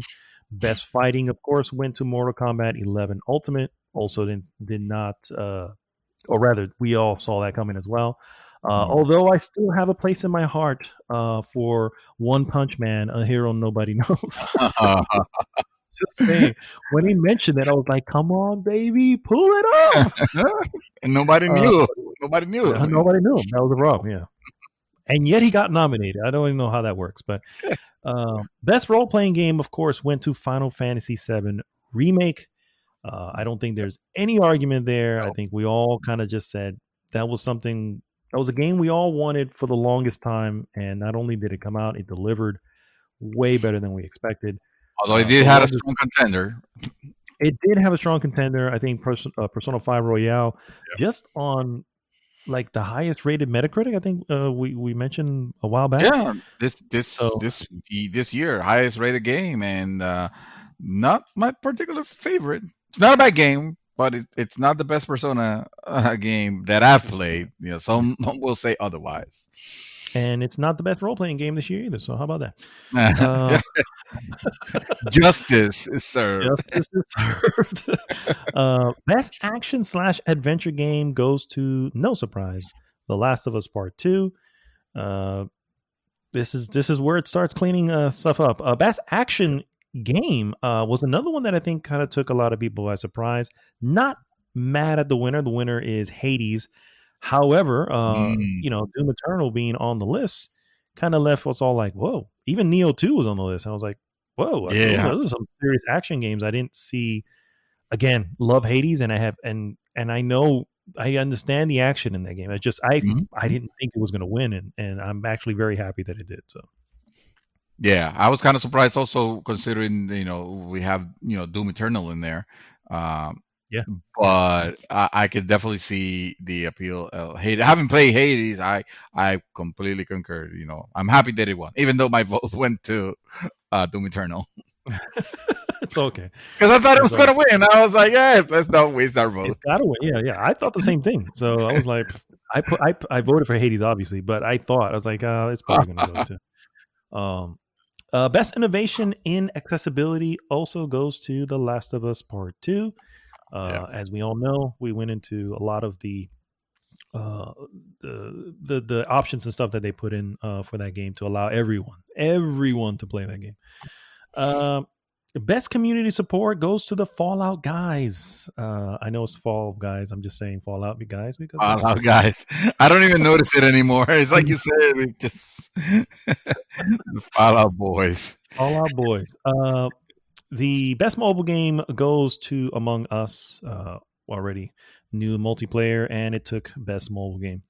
Best indie game goes to Hades, and I definitely agree 100%. Yeah, 100,000.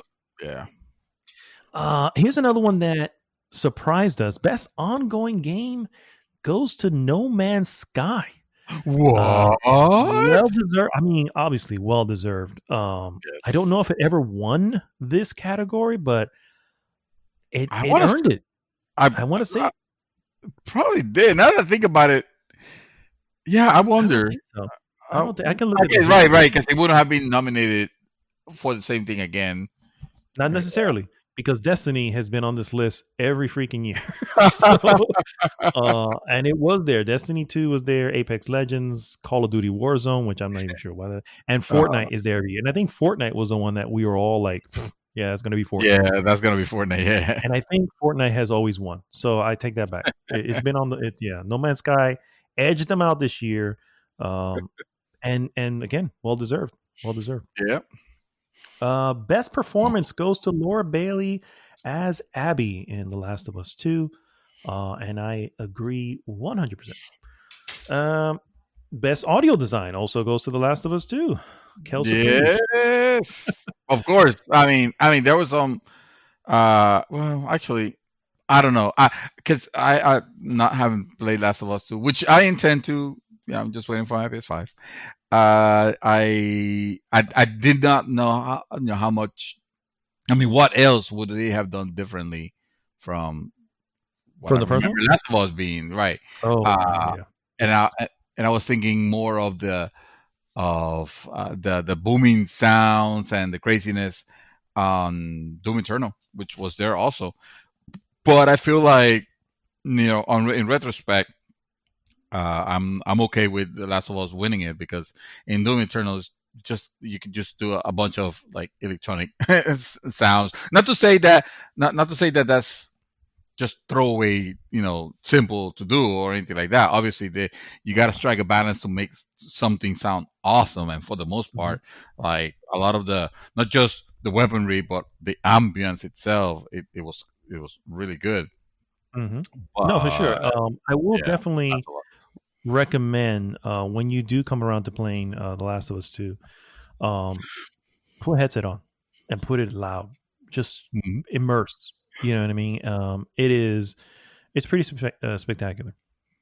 Um, Next one, best score and music went to uh, uh, There you Final go. Just Fantasy leave it at 7. that. Oh. Oh, I was gonna sorry, say leave it at that and let people figure it out.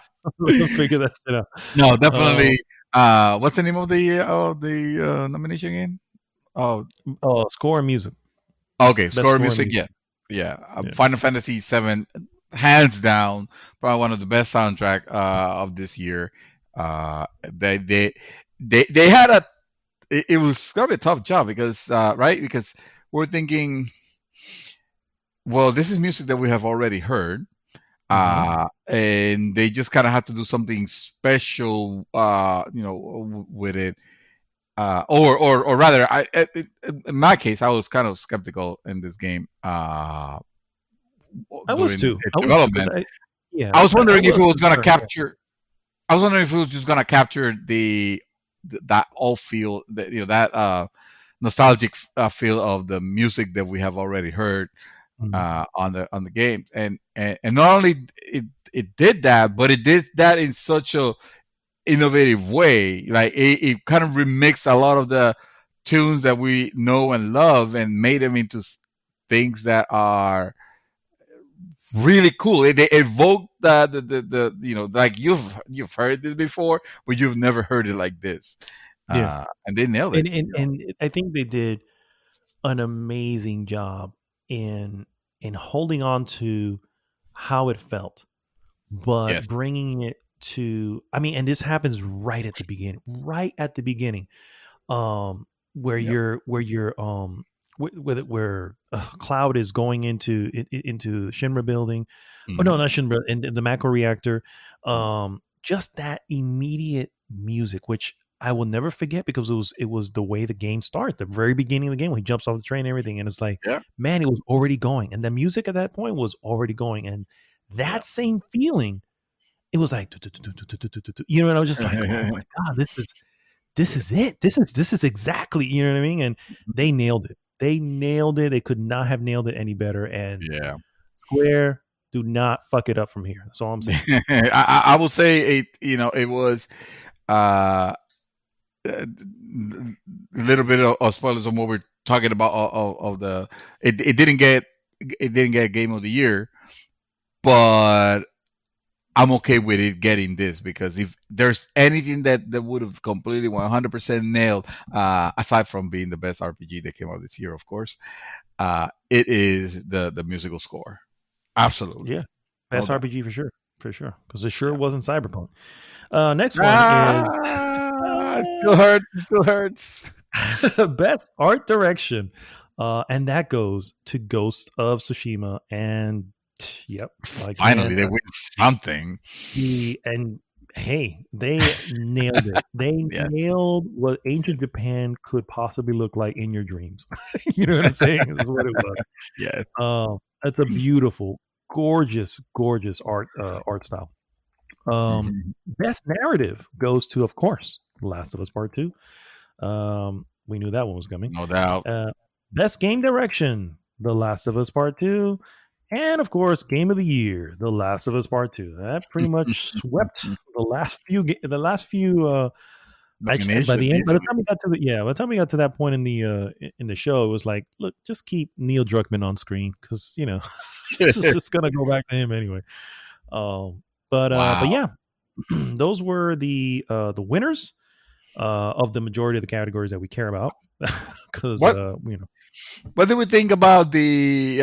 By the way, to make a commentary of the developers of The Last of Us 2, went away with a couple of wins, and they were. I mean, you could tell those people were just so happy and honored and excited about about their win. Mhm. It's a big achievement, of course, to be. Uh, Neil Druckmann, on the other hand,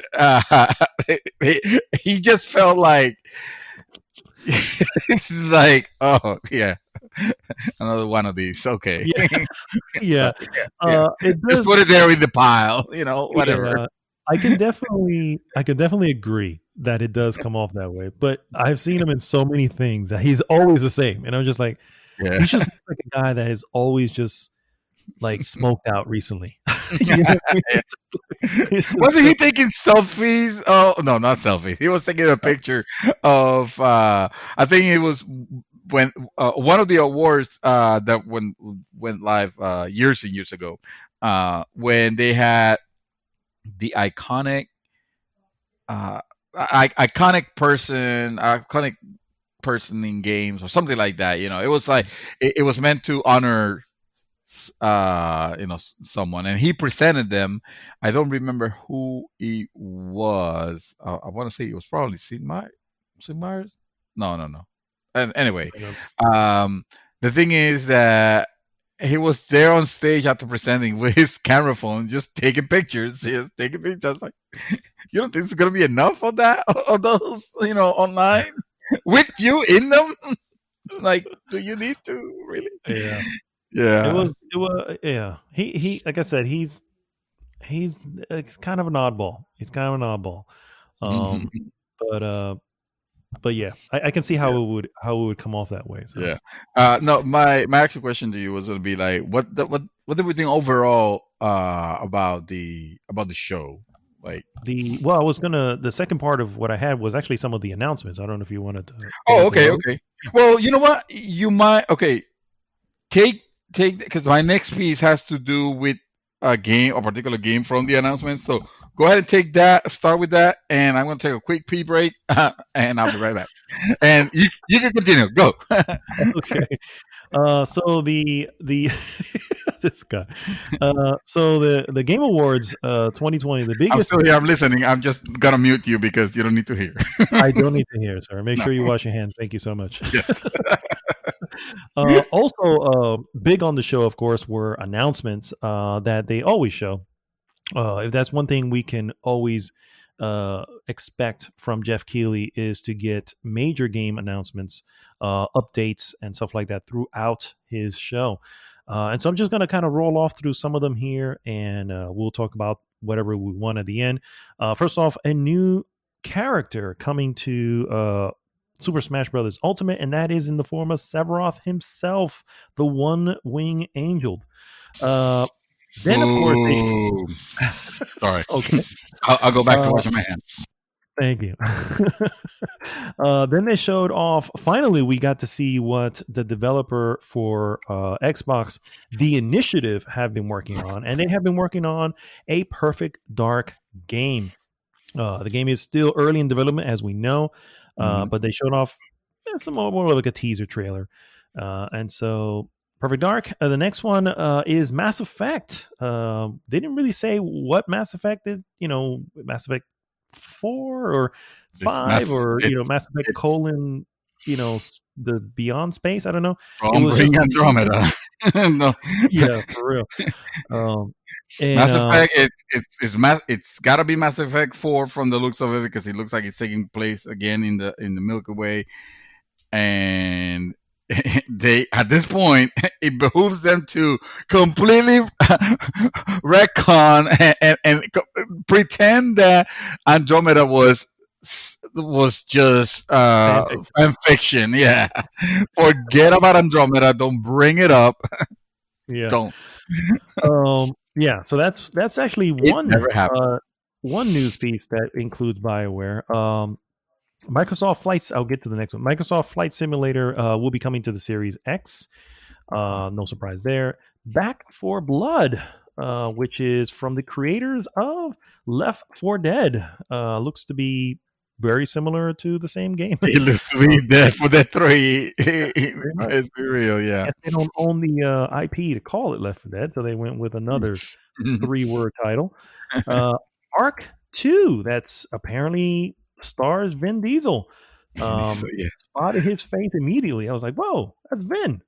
I was thinking, like, is he gonna be in Horizon? He's No, gonna be. I was thinking it was another of the, oh my god, what was his name? When Butcher Bay, what was it? The Vengeance Pitch of Riddick. Black, it was a movie. Yeah, Yeah, Riddick. Right, yeah. yeah. I thought he was Riddick. Riddick, and he was just in this area, like, Oh, he that had a, would have been amazing. that's what I thought immediately. And then like his eyes looked a little odd in Yeah. during one of the cutscenes. So I was just like, oh, it is Riddick. And then they showed him again, and then he had regular eyes. I'm okay, never mind. It's not Riddick. Never mind. Yeah. um, and okay, the second Bioware announcement was a new Dragon Age, which they didn't show. It's just the Dragon Age teaser, really.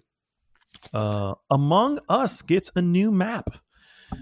Fall Guys Ultimate Knockout gets season 3, which is coming December 15th. Master Chief, that great character, is coming to Fortnite. Oh, Yeah, come on. yeah, I know. OFK, We Are OFK is a game from the Hyper Light Drifter co-designer Teddy Deef. Don't really have much on that. It Takes Two from our very own Faris from Fuck the Hazelight. Oscars. From fuck the Oscars. From Fuck the Oscars, yeah. Comes out March 26, 2021. This game looks really, really cool. I'm not going to lie. Season was announced by Scavenger Studios. Road 96 was announced by the team behind Valiant Hearts. So I guess it's I thought it was UB Art which was a part of Ubisoft, but I guess maybe they splintered off into their own thing. Road 96, Open Roads from Gone Home developer Fulbright. I'm looking forward to that one. Evil West, which looks like I don't know. Looks like Red Dead Redemption meets Zombie Apocalypse. It looks like that Van Helsing game they came out not too terribly long ago. Kind of like a Diablo-esque style. Yeah. And I got you. Yeah. Interesting. Endless Dungeon, which is Sega and Amplitude Studios. Terrible name. The Callisto Protocol, which is from developer Striking Distance. Definitely had some Dead Space vibes. I think everybody kind of picked up on that. And it is, of course, from the Glenn Schofield, developer of Dead Space, coming in 2022. Swedish Chef coming to Overcooked. And then there was another game that is not on this list here. I'm trying to think of the name now, but it was the game that kind of caught all our eyes. How's that not on the list? That game. Yeah. I mean, I'm not gonna remember, but we were all looking at it, and it was like it was from a Korean developer, right? Shit, how come it not be? How would it not be on that list? I'm looking it up because Ralphie basically posted saying it was it was called Crimson Desert. Which showed off like an open. It immediately as I saw it, I was like, "This game is trying to out Witcher 3, Yeah. And it looked really good, really good. It needs to. Yeah. I said it when I was saying us. I don't know if this is just because it's a trailer. They do need to tighten up the frame rate and the animation a little bit. Visually, yeah. it was a stunner. I was like, "Whoa, yeah. that looks amazing." Yeah. So that's that was the other one. It's called Crimson Desert.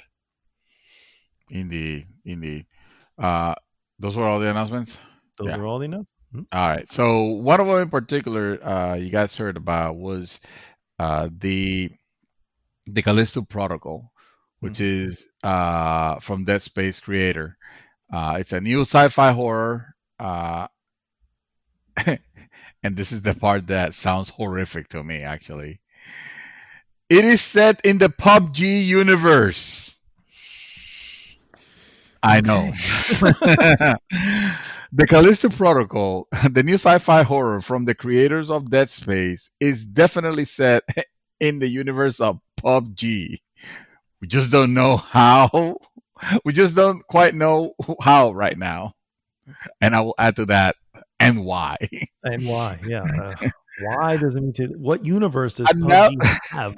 yes, what say you? Well, I think um, uh, our very own Jason put it very well. It's a universe where people were killing themselves, in the middle of a battlefield, and then they just had chicken dinners at the end. You know, Yeah.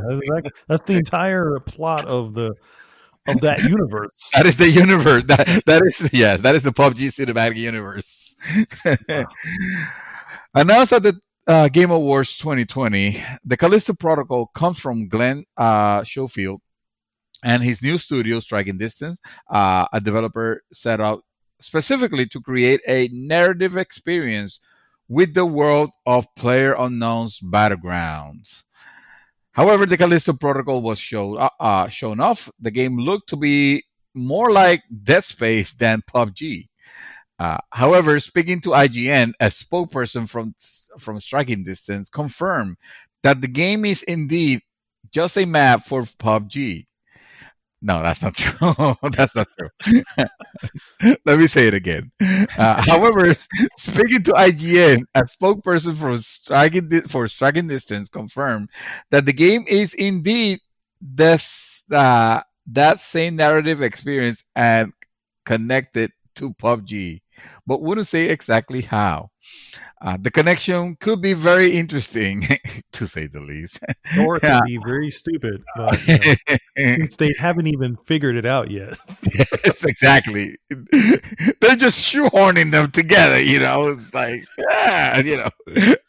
I heard, What universe does this look like when you look at this? Wow, it looks like Dead Space, but in the right light, it kind of looks like it kind of looks like Minecraft. So, I think it looks like Minecraft, but we can't get Microsoft to work with us because they seem are getting too bloody. So let's do so we'll PUBG. go with the second one, which is PUBG.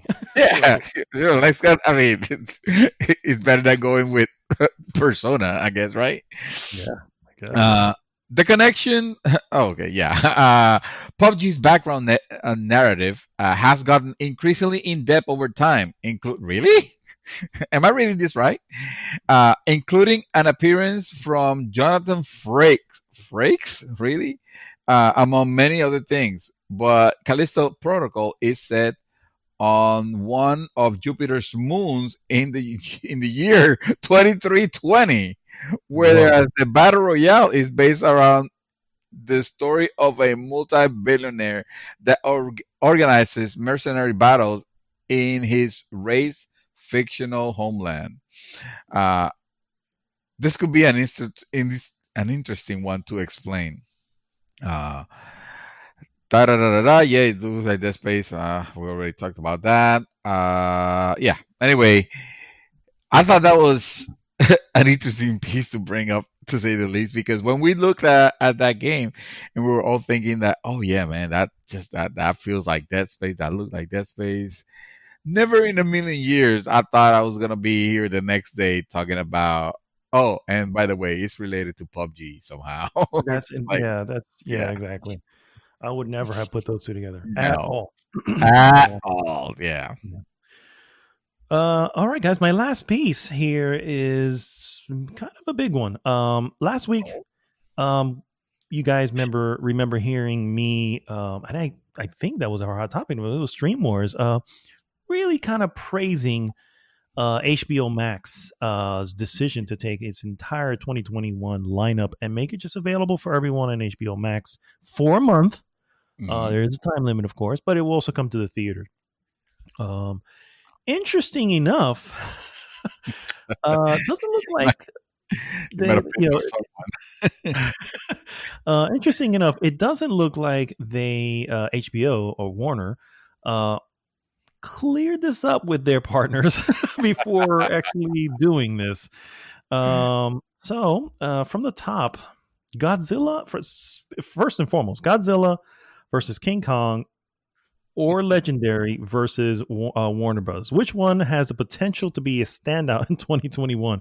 Either way, Legendary Entertainment will be involved in some legal capacity. Production company behind upcoming tentpoles Godzilla versus Kong and Doom has notably was notably blindsided by Warner Brothers' decision to give a day and date debut of its entire 2021 theatrical slate on HBO. Legendary was unhappy with the decision, especially since they were reportedly only notified of the choice on the day of, which is kind of a shocker.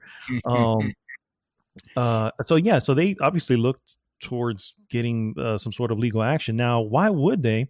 You would probably ask, and here's a pretty good reason.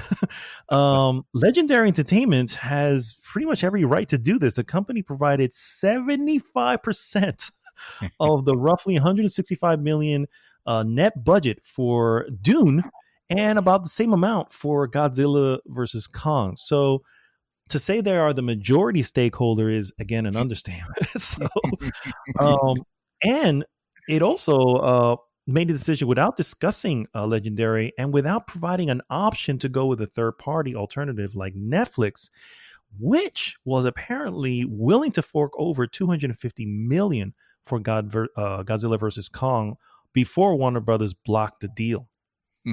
So Cock like the deal, more like. yeah. So not only that, on top of that, that's one. Those are literally two films out of the many that they have there. And to be fair, a good amount of those there are primarily Warner Brothers properties. They're within their thing. But that doesn't. There is the question of revenue stream, stuff that you don't, the deals, bonuses. There's a lot of stuff behind this that honestly, when they announced this, I just assumed they spoke about it. They got it all clear. Everybody was like, all right, fuck it. Yeah, we'll do it. No one knows about this. No one knows anything about this.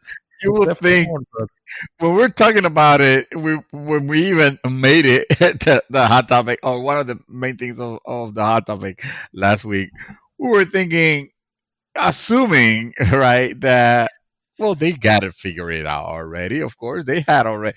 Of course, they have the deals in place. They're just not gonna. HBO is not just gonna randomly say, "Oh, I got an idea that can save us. Let's put our movies from our partners here." It's not just affecting them as well. Like I said, again, you have your actors who, to be fair, they've been paid what they've been paid. All that stuff has been paid for. Generally, when you put the movie out, the companies are trying to get their due back plus the revenue. But again, there's bonuses. There's little deals that have been made in the background that we don't know about, but they're there. You know what I mean? And so that's what a lot of these people are depending on. Yeah. And of course, not being told suddenly, especially if it's coming to HBO Max. Yeah. I mean, that's going to cut out a significant portion of the revenue. You know what I mean? That you would most likely make in the theater. So anyway, on top of that, AMC Theaters is also in serious talks with Warner Media at the moment, discussing this particular thing as well. According to HBO Max, these corona-impacted times are uncharted waters for all of us, which is why AMC signed on. AMC said, these corona-impacted times are uncharted waters for all of us, which is why AMC signed on to have HBO Max make an exception to their customary practices to allow for one film, Wonder Woman 1984, to be released same day and date within HBO Max. However, Warner now hopes to do this with their entire 2021 theatrical movie slate, despite the likelihood that vaccines right around the corner will essentially allow the theater business to recover. Excuse me. Clearly, Warner Media intends to sacrifice a considerable portion of the profitability of its movie studio division and that of its production partners and filmmakers to subsidize its HBO Max startup. As for AMC, we will do all in our power to ensure that Warner does not do so at our expense, and we will aggressively pursue economic terms to preserve our business. We have already commenced an immediate and urgent dialogue with the leadership of Warner Brothers. So again, another partner that was not discussed. You know what I mean? They discussed, Wait. I just said Wonder Woman. I didn't say from all the movies. It's hilarious. It's like, well, if you look at the fine print down here, it does say 2021. You just signed off on it. It's not my fault you didn't read it. You know what I mean? All right. So, yeah, it's. I don't know. Honestly, this kind of puts it in doubt if this will even actually happen. You know what I mean? Particularly with Dune, and I was very excited to say, "Oh shit, Dune's coming! Hell, fucking yeah, I want to watch that on HBO Max." What was the other one? Godzilla versus Kong. Yeah. Another one. Hell yeah, I want to watch that. Now I don't know. If they, because this may force them to shell out way more money than they were probably expecting to. At the very least, if they don't get the whole thing canceled, or if they can Yeah. back away. However, this lawsuit could come to be, because you better believe that. I mean, there are gonna be lawyers involved in this one big time. Absolutely. And we were thinking that, oh yeah, no, that's figured out. That's, of course, they already laid out that plan. Everybody's in agreement. I assumed. I was just like, oh yeah, obviously they figured that. This was all worked in the background. Yeah. No. All right. You know what has been working in the background, and you're gonna be very excited about this one. And by very excited, I mean very angry. BioShock 4 details suggest it might be an open world RPG. Yay! A set of job listings for BioShock 4. BioShock 4 developer Cloud Chamber Games gives us an insight into how the next BioShock game is going to work. It looks like 2K Games' newest studio, Cloud Chamber, is on the hunt for some talent. A new round of job postings seem to suggest that the next entry in the mind-bending FPS series will be a little different from Ken Levine's directed original trilogy. The listing notes vacancies for roles such as senior voice designer and system designer, with listings from the former revealing an ambitious, narratively driven project full of character and personality. That's the quote. In particular, there is a call for developers with experience working on RPG so that they may better flesh out the title's dialogue system. It sounds like Fallout's dialogue system. Think of the possibility it concludes the ad. I don't know what ad they're talking about. Okay, maybe the ad for the job. The ad for the job. Yeah. Mm-hmm. Another role. This time for game AI programmers, notes that the world will be somewhat busier than what we have come to expect from the series to date, with a meaningful AI urban crowd system planned for the title. It is not the first time job ads have hinted at the game's content.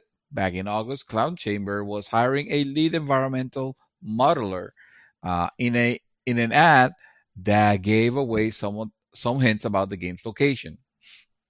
The new BioShock remains early in development and will likely remain behind closed doors for a while yet. If you're dubious about the fate of the series, don't fret. The developer does have an impressive pedigree, and it looks like the series is in good hands. Even if Ken Levine is working on something else.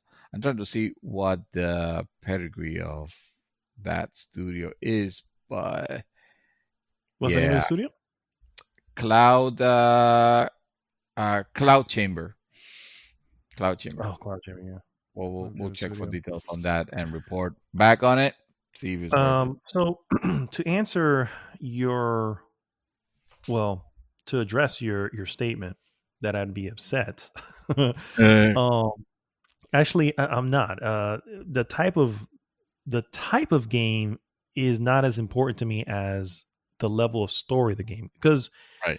I think Ken Levine has gone on record saying that if he had the choice in it, it wouldn't have been a first person shooter. He only made it a first person shooter because Take Two wanted for the big guy said, if you're going to do this, it needs to be marketable to a large audience.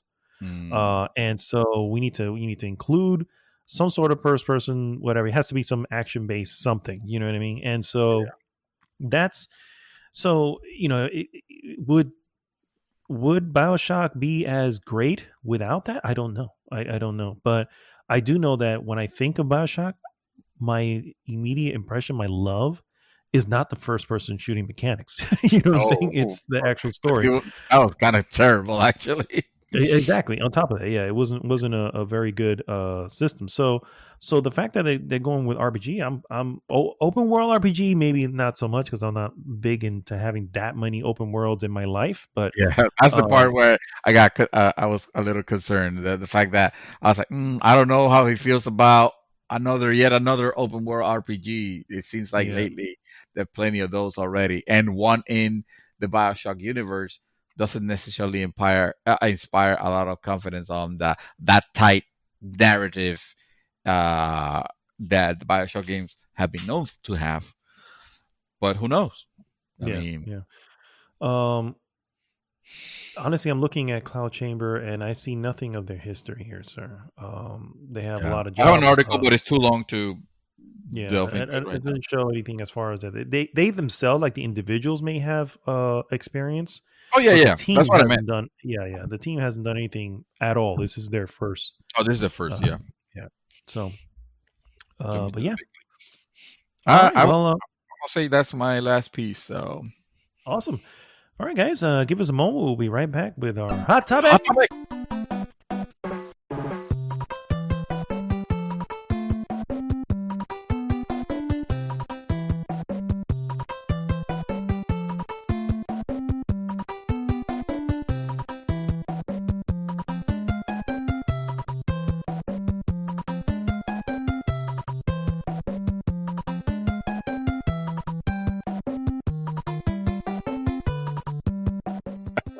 You know what I'm saying?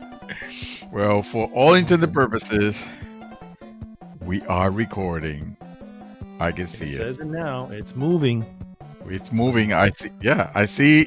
I see signals. I see movement. I see we have 17 seconds already of recorded, and we haven't started the show. I mean, we have started the segment. Okay. Well, let's just jump in. No. We're back, guys. And it is time for our hot topic of the week. Hot topic! Hot topic now, again, guys. Now for real recorded. No fuck ups this time. This is unrehearsed. We are going at it in one Let me tell you, I will definitely say that we actually did pretty well redoing that segment, considering. Because even as we were redoing it at first, I was just like, oh my God, I have to do all this over again. Oh my God. But, realistic, I think it went a little faster the second time. Because the first time we went into a couple of, tangents, but which you guys will never hear now. No, it will never happen. It'll never happen on your end. But it's so funny. Yeah. The lost tapes, for real. Anyway, hot topic, guys, is, of course, did we get Cyberpunked? And as you know, Cyberpunk 2077, the most anticipated game of the world. No, of this year, at least. Came out this week. Did you hear that it already recouped the development cost and then some? Yes. And let me tell you, I'm not so first off, I did get to play it. I didn't go obviously I skipped this on my what I've been doing because I saved it for this point. So I did get to play the game. So first off, I want to express how absolutely frustrated I am that I have this that I paid $60 for literally yesterday. You know what I'm saying? Because I was on the fence. I kept telling myself, I was like, no, and I knew it. I was like, they're not talking about the base models at all. Why? There's only one reason why you wouldn't. And here I am. I'm going. I was just like, whatever. I'm talking to you. I ended up chatting with Chaos. Like him and I, we had a phone call yesterday, and we just like a video call. And he was like, "Dude, are you excited? You excited?" I was like, "Nah, man. I think I'm just gonna wait." He's like, "What? How can you? You know?" And and then of course Adam. I'm chatting with Adam, and you know, everybody's involved. I'm like, and then suddenly the FOMO hits. You know, I was just like. I don't You want of to be all left people. behind. My idols have been broken. I can't trust anything anymore. Sir, I don't blame you. Honestly, I am. You guys know me. I tend to be very, you know, opinionated when it comes to certain things, and stick to my guns when it comes to certain things. But this is a game that I've been into. I mean, I've been wanting this game since It was announced. since it was not eight. It was 8 years ago. I think it started the production, but when they showed off its like the first gameplay stuff, I was like, "Oh, that 49-minute gameplay video! Oh, okay. Son of a bitch!" I was just like, "I want this game," and so because of that, and because of the unanimous thing where I mean everybody was getting it, everyone's getting it, and I'm like, well, you know, in my head, I'm like, they're not. They would at least have it running. You know, at least be, you know, in my head, I was just like, okay, so it may get framey in some points, and the resolution may be not what you would want from it. But if it runs, you know, so be it, you know. And Well, yeah, nope. it is running. It's I literally spent a total of maybe 3.5 hours in the game. So not very long. 45 minutes of that, by the way, was just creating my character. So again, not very long. But it didn't take very long. I think the only thing that ran well was to create a character. It was the only thing that was running on par. Create a And character. let me tell you, it was a little bit, you know, it was a little bit awkward moment when I'm creating a character and she's basically naked. And of course, my wife is sitting next to me. She says, "What the hell are you playing?" I'm like, "Well, honey, I'm not playing anything yet. I'm just making her. I just need her to be made first before I can use her." Which sounds exponentially worse with that I Windows know. word. I basically, I did not help my cause at all. No.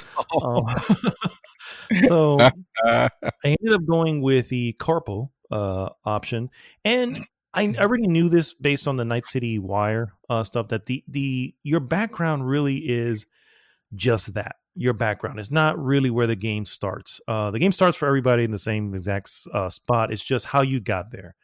And so as a corporal, you're part of a big corporation and blah, blah, blah. And then something happens and suddenly you're out with Jackie, you know, doing whatever it is you're doing. Which we all seen in the cutscenes and everything that they've presented before. So none of this is really spoiler. What does spoil the game is the unfortunate litany of graphical and Performance issues. and performance issues. I let me see. It was pop-ins, textures not loading. Even in what would be considered a cutscene, you know, because the cutscenes weren't separate; they were in-game cutscenes. They were made to be in-game cutscenes, and it didn't load. What happened at some point? My character doesn't have a shirt. I'm like, why is she just topless? But it blinked for a second, and then here comes the outfit. I'm like, oh, okay. So what the hell's going on here? You know. Oh, it could have been worse. You could have picked a dude and suddenly had the bug where your cock will be out, then you know, through your pants for some reason. So you're playing with an open thigh. A part of me feels that was on that was almost like an on purpose one that they just let slide in. I'm just like, they're like, guess what, guys? The gamers are gonna have a kick out of this right here. I guess someone was using the slider too high, and tried to overcompensate for something, huh? Yeah, that could be that. It could be that. Dear Lord. Yes, by the way, that's all in there. It's let's just say the create a character mode has never been this graphic. Yeah. So anyway, from there, I did some of the tutorial. The tutorial was very choppy, and the sad part is it was like in an area that had like very simple textures. You know what I mean? Almost like what you would see in Control, where the room was just a simple room, nothing's made about it, because this was almost like a simulation. And so it was just a tutorial to kind of give you some understanding of how things work. And then I got into my first mission. The first mission is the same mission you saw in the tutorial, not the tutorial, the gameplay video from a few years back. So again, no spoilers at all, because at this point everything you've kind of already seen. But it ran not good. It was grainy. When you turn around, it had this weird little grainy effect where it's like, why does this look like, is it my character's eyes that are just not able to, maybe they're cybernetic and this is just what it looks like, or it's just not looking good. And in essence, it was just not looking good. I cannot express my disappointment more about this, and I'm frustrated. I ended up just uninstalling it completely. It's completely uninstalled. I want to go back to it, but at the same time, I'm like, I kind of don't. I kind of want to look at this as take it as a loss and say, you know what?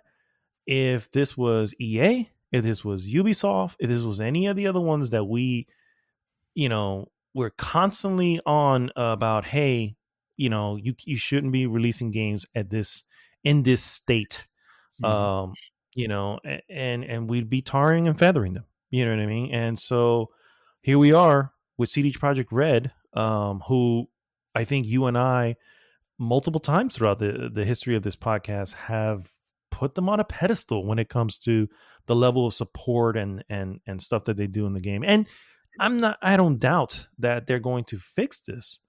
But still, there needs to be some sort of, It shouldn't have been released in this state to begin with.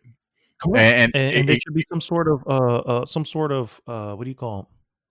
Some sort of backlash. Something should be done or said to them to say, hey, you guys fucked up, and you can't just watch. And then you just mentioned how they've already recouped its development costs. 8 years of development costs recouped in a day. In one day.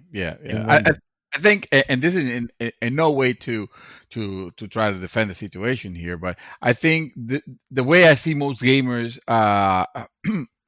ourselves included, well, maybe not to the extent, because we're not giving it a pass on the. I certainly am not, and I'm pretty sure that the way you're expressing your disappointment, you aren't either. But I think in the eyes of gamers in general, CD Projekt is one of those few developers that have already proven that the goodwill to correct, not to just only correct, but to even overcompensate in some instances. We got some extras on extra fixes and enhancements in the Witcher games that we weren't even expecting. It was just because, well, hey, they listened to the audience. They listened to. But that game ran. What I'm trying to say is that I think that's the reason why most gamers are kind of sort of like giving them I won't say necessarily giving them a pass, but they're not raising their pitchforks like we would for an EA game, a WB game, or where we don't know. Suddenly we are at the mercy. That we don't know if they're actually going to to address the issues that they have, or if they're just going to be like, well, you know what, it's we already got your money and it runs as well, or in the worst case scenario, it's just going to cost us too much to spend the time to release the patch for it. So we're just gonna leave it in this stage. That's WB.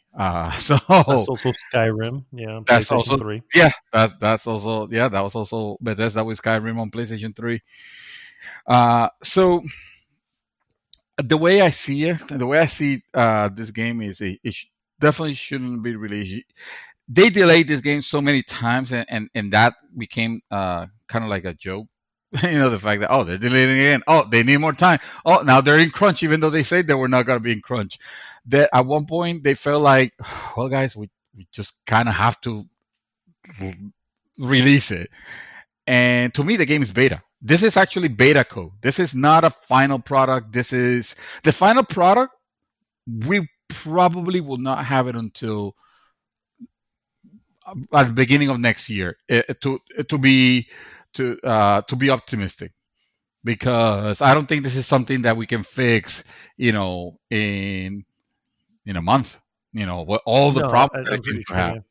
Yeah. Yeah, especially with the console, in the vanilla consoles, in the base consoles. The base consoles, yeah. Which is, I mean, here's the funny thing about it, because I've seen many of people, even in our group, say, well, hey, why don't you just, this game, obviously was meant for, the next gen console. Why don't you just That's play it on bullshit. next gen console? That's bullshit.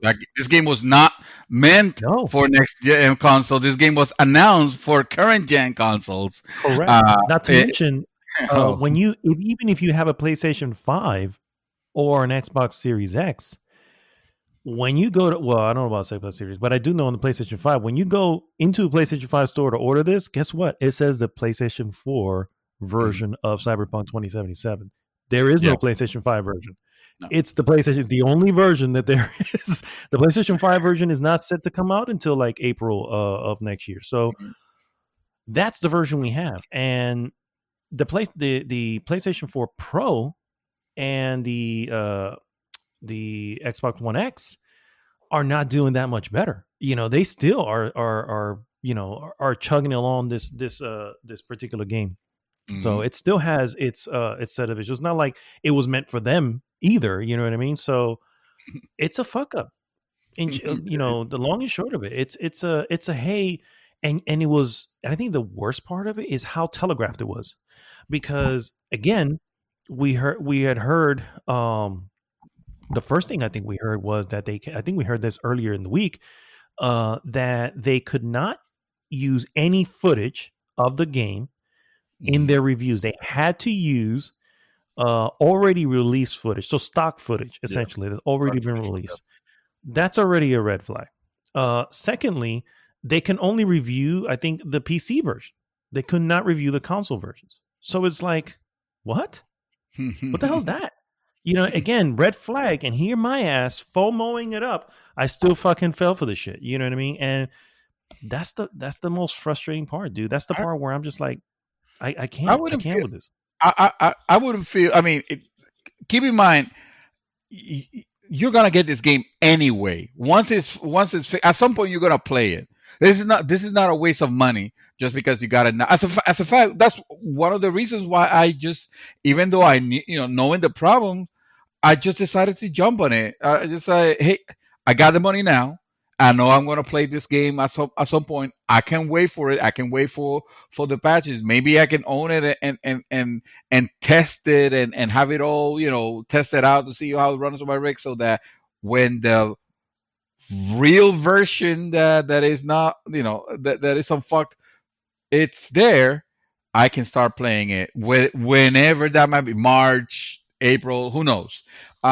This game, in your case, I believe you're getting the PlayStation 5 version upgrade for free. Correct me if I'm wrong, but that's Series X. Yeah. So They're all exactly, going up and it should be cross-gen compatible. And this game on a PlayStation 5, which I'm gonna throw the wild guess that at some point you're gonna get. This is gonna run fine, because reports are that this title on PlayStation 5, when PlayStation 5 had the brute force to run this at the appropriate frame rate. The only thing is you don't want to. Maybe you still wouldn't want to play it right now because even though it'll run five on PlayStation, it would run fine on PlayStation 5. It's still you're still dealing with a lot of Quest bugs and issues like that, and some graphical anomalies that that stem from the bugs themselves, not necessarily the console is dying to run this. So that's why I said we are beta testing this, and we shouldn't because we pay money for it already. That is where my main issue comes from. You're right. Chances are I was going to get this anyway. Mm-hmm. But I don't pay for early access games at all. True. Yeah. And I just did. They literally tricked me into, because this is what I'm saying. This literally, not just me, but we gave them money. They've recouped all their costs from development, and now they can go back in to fix the stuff because we've just paid them. That's not how I buy games. I don't buy games that way. Yeah. I buy games that are finished. And if they're not finished, then let me know when they're finished. You know what I mean? And I put my faith in them to say, you know what? They wouldn't do this. You know what I mean? They would it would at least be running well. Mm-hmm. Witcher 3 didn't run great. It had its performance issues, but it still ran. It ran way better than this. It didn't have this. When I played Witcher 3 on PlayStation, it ran phenomenal. It was a solid 30 frames per second, and everything was so great. No, I'm talking about when it first came out. You got it. Yeah, I was gonna say. I played it like a year. No, sorry, later, 3 years later. Yeah, I played it basically on the at launch basically, and it was definitely not 100% optimized, but it was not this. It was not close to this. And so I was like, you know what? If it's like the way it was with Witcher 3, I can deal with that. I can deal with that. But no, so that my main frustration is that it's like I got tricked into essentially paying for an early access game that I am not even playing because I'm that fucking pissed off. It was just like it was not The Witcher 3. It was No Man's Sky when it came out. Mm-hmm. Mm-hmm. Yeah. There is a patch, believe it or not, just released today. Hotfix 1.04. That just came out today with a laundry list of stuff that was addressed, particularly a lot of quests. This is on Polygon, and the quest ones are spoilerish, you know what I mean? Because it talks about stuff you may not want to know. But it does go into some console-specific stuff, improve reflections, blah, blah, blah, blah, blah. Today, one day after the day one patch, by the way, because it did have a day one patch. One day after they released a first update, and while I haven't been there, Adam recently messaged me saying that, hey, I'm downloading the patch, I'm going to check it out, and he didn't see any difference. So... by the way, he is playing on PlayStation 4, base PlayStation 4. So he didn't see any difference at all. And he no difference. Oh! I thought you said he is seeing the difference. So he's not seeing a difference. He did not see any difference. Okay. I wouldn't have expected so because usually hot fixes are called out because they're not super tested. Coming in hot. They're just coming in hot. Yeah, literally. Yeah. I mean, not literally, but you know what I mean. But also it's meant to address some critical issues. This game right now has some critical issues. Believe it or not, it's in such a bad shape that even the bad performance they're not seeing as the most critical issue that this game has. It's certainly high on the list because we don't want the game to be running like crap, but they have game-breaking bugs right now, which is what this hotfix is meant to. I saw it. No, go ahead. I'm sorry. No. I just say that I saw it also and I was going to put it on my news pieces, but then I realized we're going to talk about it anyway. Yeah, the hot, which again it goes into a bunch of stuff, but this is a verbatim from Adam, and I hope hey, you sent it to me, so I'm using it in the show. But this kind of essentially sums up how I feel, because he feels the same way and he's still playing. He says, "I am so torn. I got pulled into the story, but I want to stop because of these graphics. But I want to keep playing to see where the story goes." So already the story is delivering for him, and I'm Mhm. sure it was going to in the manner that it should. And I told him, "Hey man, rip." This is my reply: "Rip the Band-Aid off, man. Uninstall it. Come back later." And he replies, "But I waited so long. He pre-ordered this Then you back can in wait more. April." Yeah, he pre-ordered in April. So he is definitely one of those that he he put his money in a long time ago. So Yeah. I don't know, man. That's kind of sums up how I feel about it. And I honestly, I it's gonna be something to turn me around. Tell me, I mean, like I said, I'm sure they'll fix it. You know what I mean? But I'm Well, just now it's one of those things where I don't have the faith that I had uh in them. let Because it feels like to me this was more of a money decision, a calculated money decision. oh, to hit Uh, the holiday. yeah, yeah. Oh, absolutely, Yeah. absolutely. They're like, if we Yeah. don't do it now, we miss the holiday. We're not going to make the same whatever Right. in January, February. Let's do it now. Let's crunch as much as possible to get as much of this fixed as possible. They knew since April. You know what I'm saying? Yeah. They knew since April that the base consoles were probably broke. I mean, if it's like this now, I have to assume they were just broken back then. Yeah. Yeah. They shouldn't at that point.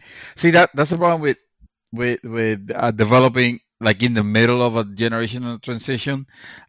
Is the fact that you want to try to cram in as many graphical fidelities as you want to make it. You want to make the best looking game, the best looking as possible, but you don't really know what you're targeting. And especially in our case, it gets exacerbated by the fact that we have almost three generations of it.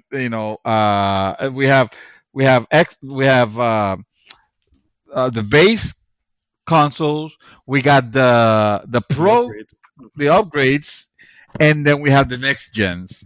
And it's almost like, well, at that point, you're making a PC version, just add the slider, but you're not allowing the sliders to be put. So if someone on PlayStation is having a crappy experience, they can just tone down the, I don't know, the resolution or the anti-aliasing or stuff like that. Not that I'm advocating for, although I wouldn't necessarily see a problem with, but that's usually not the realm of console gamers. Don't want to have to deal with that, with fine tuning graphics, graphics here and there, to try to get them to run on system. I think you get I think you get a little bit too ambitious The with problem, the yeah, world, and you don't yeah, have to be. You don't need to get to that part, because guess what? You already have an enticing story. You already have an interesting world, and this is. I mean, if you promise this for this generation, for the last generation consoles, target that. Just focus on that, and then later on down the line, you can do the upgraded version for the for the PS5. Put all the bells and whistles that you want to. yeah, exactly. And you could have done the same thing. Like this, you're exactly right. This was where you were going to make, as far as consoles goes. This is where you were going to bank the most players. You know, Yeah, you have your loyalists who are loyal to CD Projekt Red. You have your RPG guys and who are into this. People who are not even into RPGs were into this just from the look of it. yeah, And you have all these guys essentially, on board. And then of course you have your PC guys, right? Because I think I don't know what the number is, but the number is somewhere around like 60% of pre-orders were on PC, which makes perfect sense. And then the other 40% was on console. So 40% obviously is obviously lower than 60%, yes, but it's still a huge portion Yeah. of all those sales. I think 8 million units or something like that, that were pre-ordered. Of all those sales, 40% of them are now going, this is not what was shown off to me Yeah. 4 years ago. You know what I'm saying? It's like the when this was shown off, when the gameplay was shown off, we didn't even know what these new consoles will even look like. Yeah. And I think they were just rumors and names at that point. You know what I mean? So obviously that is what you should have been essentially coding for, optimizing for. And you're right. You could have just, the special edition. You could even resold it and know what it would have blinked an eye. You know what I mean? It's like, yeah, Rockstar did it. Rockstar did it. You know what I mean? No one would have blinked an eye. You know what I mean? But no, they decided to, like you said, this is, you know what? This is exactly what Halo Infinite problem was. And they were smart enough to say, nope, let's put it back in the oven. Let's get that shit completely cooked. You know what I mean? And granted, this shit's been in the oven for 8 years. So again, that's what's more frustrating to me than anything else, is that if this was a money decision, zero to do with creativity, zero to do with players, zero to do anything else, and just saying, hey, we got investors, we have to put this out. And that kind of shit right there, I don't buy, man. I don't buy. I wouldn't have bought it. I'd have bought it eventually, but I wouldn't have done it now. And they essentially, I felt like they forced my hand. You know what I mean? And suddenly I've just become complacent in a early how do you call it? Early access. And that's unfortunately, man, that burns. It's a bridge that really got burned here for me. This may not be for yourself. I mean, obviously you're doing the PC version anyway, so you may not have the same sense, but for me, and I'm sure for many, base console play, because I never went to the pro, and honestly, I'm sitting there going, man, I really made a poor decision in not going into the pro, and that shouldn't even be a thing. You know what I mean? But honestly, I don't think that going to the pro would have addressed much, if anything, of it. Surely the graph, the you wouldn't have as much performance issues. Although Digital Foundry has already proven it on videos that the pro still has issues with performance, because it's rendering a little bit of a little bit higher than on base. But the bugs are still there. It's not just a performance issue; it's the game-breaking bugs that will appear, the crashes. Where do you have you're gonna play a game? Like the reports say, I put 5 hours. On those 5 hours, I experienced 3 crashes. On a console game, 3 crashes is like my console is breaking apart. I better send it back because I'm having an issue. If this was certified by Sony and by Microsoft, well, Microsoft obviously and CD Projekt Red are in bed together with this. With the they have a marketing. They have a marketing. So obviously, whatever they're probably like, but Sony, you guys certified this game that this game would run. Yeah, that's what certification is, and here it is crashing on everybody. What the hell is that? Crashing left and right, and it's, if anything, yes, like my statement, I was telling you that, eventually you'll play it, eventually it'll be fixed, all you got to do is wait. But the other part is, yes, but you probably didn't have to buy it at full retail value.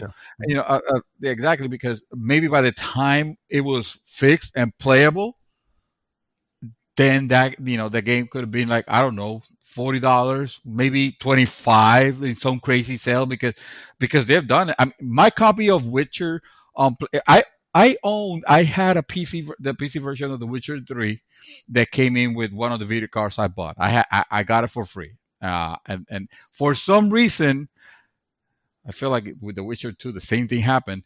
I ended up playing it on consoles, because not for some reason, because I saw the complete edition, The Witcher, the complete edition, and it was like $15 on a sale, on a crazy sale.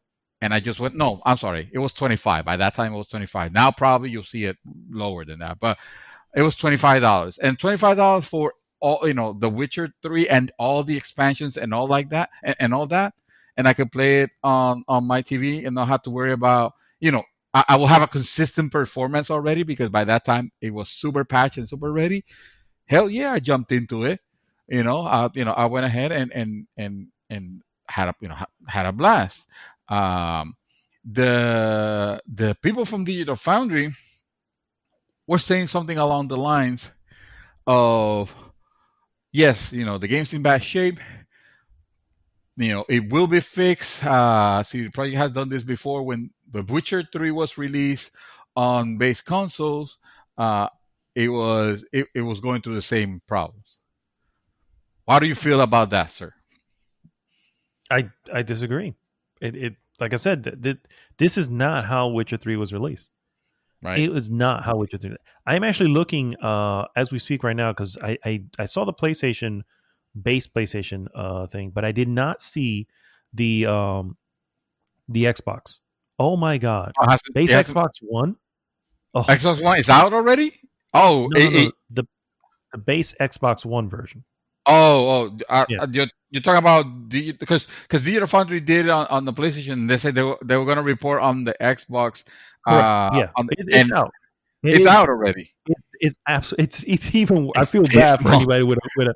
It is a still scene. The scene isn't moving. It's just. It's like one of those cut scenes, and it's struggling to stay at 16 frames per second. And like, no one's even moving. Why is it even doing this? How is this acceptable? It can't be. That's what I'm saying. It should not be. We would not accept this from anywhere else. Why will we do this with them? Part of me wants to give.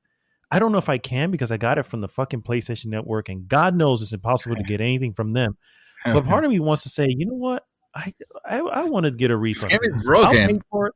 Yeah, I'll pay for it with when it actually is good. It is amazing to me that this is how the state that it was released. And look at this. Oh my God. I'm getting sick just looking at it because of the way it's moving. Over the Xbox One base, which we all know when it was released, the whole point of the Xbox One X was to become the most powerful one. When the Xbox One was released, it was technically speaking, in power was inferior to the base PlayStation 4. Mm-hmm. And nothing. He's oh my God! It's at 15, and he's just at a bar. He's not even moving. Imagine when that goes outside. I can't even. Yeah. This would have been. this would not have been acceptable from an N64 game back in the day to be moving this bad. And you're right. This is something that we are just. There's a lot of this feeling, and unfortunately, I've seen it on the group also. I have faith in them. I have faith in CD Projekt Red. They will fix it. Yeah, they will. We know they will.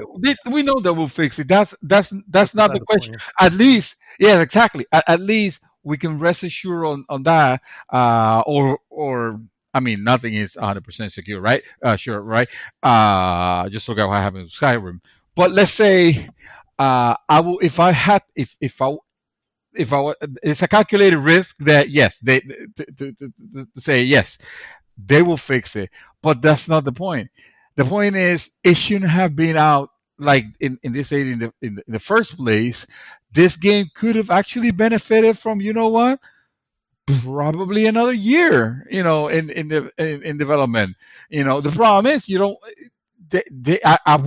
don't want the developers to be crunching for another year, because I don't like I've always said, my entertainment should not come at the expenditure of people's lives, people's family relationships they get torn apart because they don't see their families because they're constantly at work and all that crap. It's like I don't care for crunching. I don't care if you're fucking Naughty Dog and you made the best game of the year bug free and you release it out, I will still, not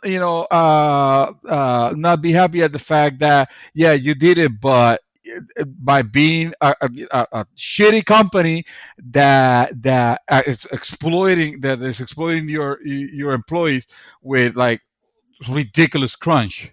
Now you got CD Project Red saying, "Oh, we don't do crunch." Except, holy shit, we do. We kind of have to do crunch now because turns out that the game needs at least a year and a half of fixes and or a year of fixes, and we have to release it in the next 2 or 3 months or whatever it was that they decided to say that they were going to release it. And no, it's fucking wait. We can wait. They can. It's a money thing, bro. It's a money thing because yeah. And They can't. dirties it all up. You know Yeah, what I yeah. mean? It's not as easy to say, oh, let's just delay it another year because that's another year of money that they're spending, high money that they're spending. But it's their own fault. They aimed too high. You know what I mean? They saw the releases of these consoles and said, "Hey, let's move it to the next tier," and that's where they messed up. That's where the error of their ways occurred. And who knows? Who knows if the PlayStation 4 and Xbox One base versions ever get 100% optimized? Like solid 30 frames and I mean, who knows, right? Because well, by the time, I mean, they are good at, like I said, they are faithful in support and all this stuff, and I get that. But at the same time, you just don't know. I feel like if I again calculated risk, if I had to bet, I would bet that they will continue supporting it just because they're CD Projekt Red. If there was another company, if this was fucking EA or WB or something like that, hell no, the game's dead already. This is Mass Effect Andromeda. Oh, you know what? This is Mass Effect Andromeda, except that because this is CD Projekt Red, we're okay with it. Yeah, but there was a time that we would have said the same thing about Bethesda. The time we would have said that. Yeah. So might argue that we still do. I don't say that. I don't say that anymore. I mean, files. No. What I'm saying is there was I'm backing up. There was a time that we would have said the same thing. Hey, they'll fix it. Hey, they'll address it. Gotcha. Yeah. Okay. I mean? Yes. That's true. That's true. We were saying that about Bethesda, and then it just took that one game. Oh, by the way, the one game that they have ported to everything afterwards, which was their magnum opus on top of that. But it wasn't completely optimized. It was not working well for PlayStation 3. And they never at that point on, it was just like, that was the first time I said, fuck Bethesda, I'm not buying anything Bethesda. I never forget, Seth was shocked when he's such a fan of Bethesda. And I'm not saying anything bad about anybody who's a fan. No, if you're a fan, you're a fanboy. No kidding. But he couldn't believe that I was like, yeah, because of this. And it's like, it's one of those things. You burn someone, you burn a corner of the market, and that market's going to remember. And I'm part of that market. And I said, no, fuck Bethesda. And then it came back around when you got me, I think Wolfenstein or something. I don't remember what it was. Yeah, Wolfenstein. And then here we go again. I was like, my initial impressions of Bethesda really were the impression. I should have stuck with my guns. And Fallout 76 says hello. And so, you did enjoy Doom, but whatever. No, I'm not saying that's true. But at the same time, it's like, you don't know. I don't think that CD Projekt Red would do that. I don't think these guys are. You just went on praising their GOG Galaxy. You know what I mean? And how that works and how well it integrates with everything else and blah blah blah blah and all this good stuff. And it's like, yeah, this is great. It only takes that one game, that one thing to really just say, man, they never really did address that. You know what I mean? And I'm in that market. You are technically, you yourself are technically not, because you got the PC version. So we all know the PC version will eventually get all its fixes and stuff. That goes without saying, and we all know the PlayStation 5 Series X, the current gen, on the market, the newest gen on the market, they're going to get their fixes too. But that doesn't necessarily mean they're going to go back, and it doesn't necessarily mean. Another thing is, it may run into the same situation like Skyrim, where they go, guys, we can't fix it. I think it's. I mean, yes, I hear what you're saying. I don't think it will be that situation or similar situation, because the Skyrim was specific to the fact that PlayStation 3 was a beast of a different kind. It was not the consoles that we have that we've had right now ever since the PlayStation 4 and Xbox One and forward, where those are just PCs. Those are PC templates, basically. They run. It's the same architecture. Because if they fix it on PC, they should easily be able to fix it on this PlayStation 3 and PlayStation 4 and Xbox One, and that's why I have the hopes that they will fix it. The problem is that we don't know when they're gonna do that, and they will, because even if the PlayStation 5 is out there and stuff like that, fact of the matter is the vast majority, it's still on base systems. They haven't even jumped to. Yeah, I agree. So they can't just ignore that, the audience. So that's why I am confident that they will address that, and even those versions, because you can make a game, you can optimize a game if you do proper optimization. Those 16 frames per second, they could turn into solid 30. It happened. I've seen it. And these guys have demonstrated that they are wizards. They can actually code well. They have done some amazing things with AI and all that stuff. It's not just the narrative. It's just that they didn't have enough time. Honestly, they have 8 years, but this game, they were working for a game that probably was going to take 10 years to actually get. And that's the problem. We don't know when. That's why I'm saying right now, I paid, I paid full price. I paid it directly from GOG. I wanted to get the entirety of my $60 to them. So I went and I bought it directly from Good Old Games, from GOG on PC. I didn't want to give the cut to Steam or to whatever. Even with that, I feel what you're saying. It's like I could have gotten this game when it's fixed, when it was a special deal on greenmangaming.com, and it was $24, because of codes and whatever, because we don't know when this is gonna get fixed. And if you're if you're so wanting to play this game right now that you're willing to play along with the bugs and with the problem, guess what? You are playing an inferior product. And if you're okay with that, that's cool. Enjoy. You're gonna experience some crashes. Just be patient, because you are beta testing the patch that the rest of us are gonna wait for, that will hopefully address most of these issues. Hopefully. Yeah. Well, guys, that brings us to the end. If you've already bought the game and you're just as frustrated as I am, just know that you're not the only one.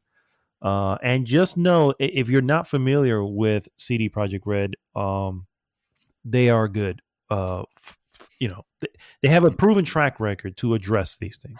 Yeah. So that is for sure. And they have not let us down. I'm really more, what I'm focused more on is, what is that chance that just something happens and they're not able to, or who knows, you know what I mean? Yeah. But the reality is, when you look back at everything else before them, they've always addressed issues and been very upfront with normally very upfront. This time this time it kind of burned us a little because we didn't get to see. It was kind of weird. Yeah, it was a little bit strange for them, but either way, I can definitely see. So I understand it. I don't know if anybody's going to do. I've tried to convince a couple people saying, "Hey, just store it, come back to it." When it's been updated, and hopefully there's a happy ending in it. I get to enjoy the game that I've been waiting years at this point for. And we'll see. But if you're playing on PC and you're okay with the bugs that it does have, then hey, enjoy your game. Just don't spoil shit. All right, well, that again brings us to the end of an awesome real episode 241. Thanks so much for tuning in. As always, please go goodgame.rocks, join the conversation there, and of course, like, subscribe, and share the podcast with everyone. This is Mad Dog signing off for this week, saying, guess what, guys? The year's almost over. Mr. Santos, take us home. The podcast that was so nice, we recorded it twice. Just about. Yeah, just about. No, I just want to say, if you guys are playing now and by all means enjoying it, don't take this as us being, well, first of all, being judgmental in any way whatsoever, because we bought the fucking game just like you, so it's all right. You've waited a long time to play this game. You probably want to play the best version that could be. What's a couple months more of waiting? I will advise you to consider that. There's not a lack of games right now to be had. There's some amazing titles already out that there's nothing wrong with with trying them and checking them out and just giving CD Projekt time to work things out, to sort things out, and to give us the patch. For once, I think I'm gonna wait until next year. I want to revisit and see how things are. In the meantime, it's just gonna be more Valhalla for me, and when that's done, I'll probably jump into 13 Sentinels. See if I can revive my PlayStation 5. Nice. My PlayStation 4, sorry. Nice. My PlayStation 4. Unless Finally. I get a PlayStation 5, in which case I'm just gonna jump straight to Demon's. No. I mean, yeah. This particular, 13 Sentinels doesn't need the all the bells and whistles that a PlayStation 5 has to deliver what it's trying to deliver. So. No, that runs at the Tamagotchi. Oh, good stuff. All right, guys, we'll see you next week. GG!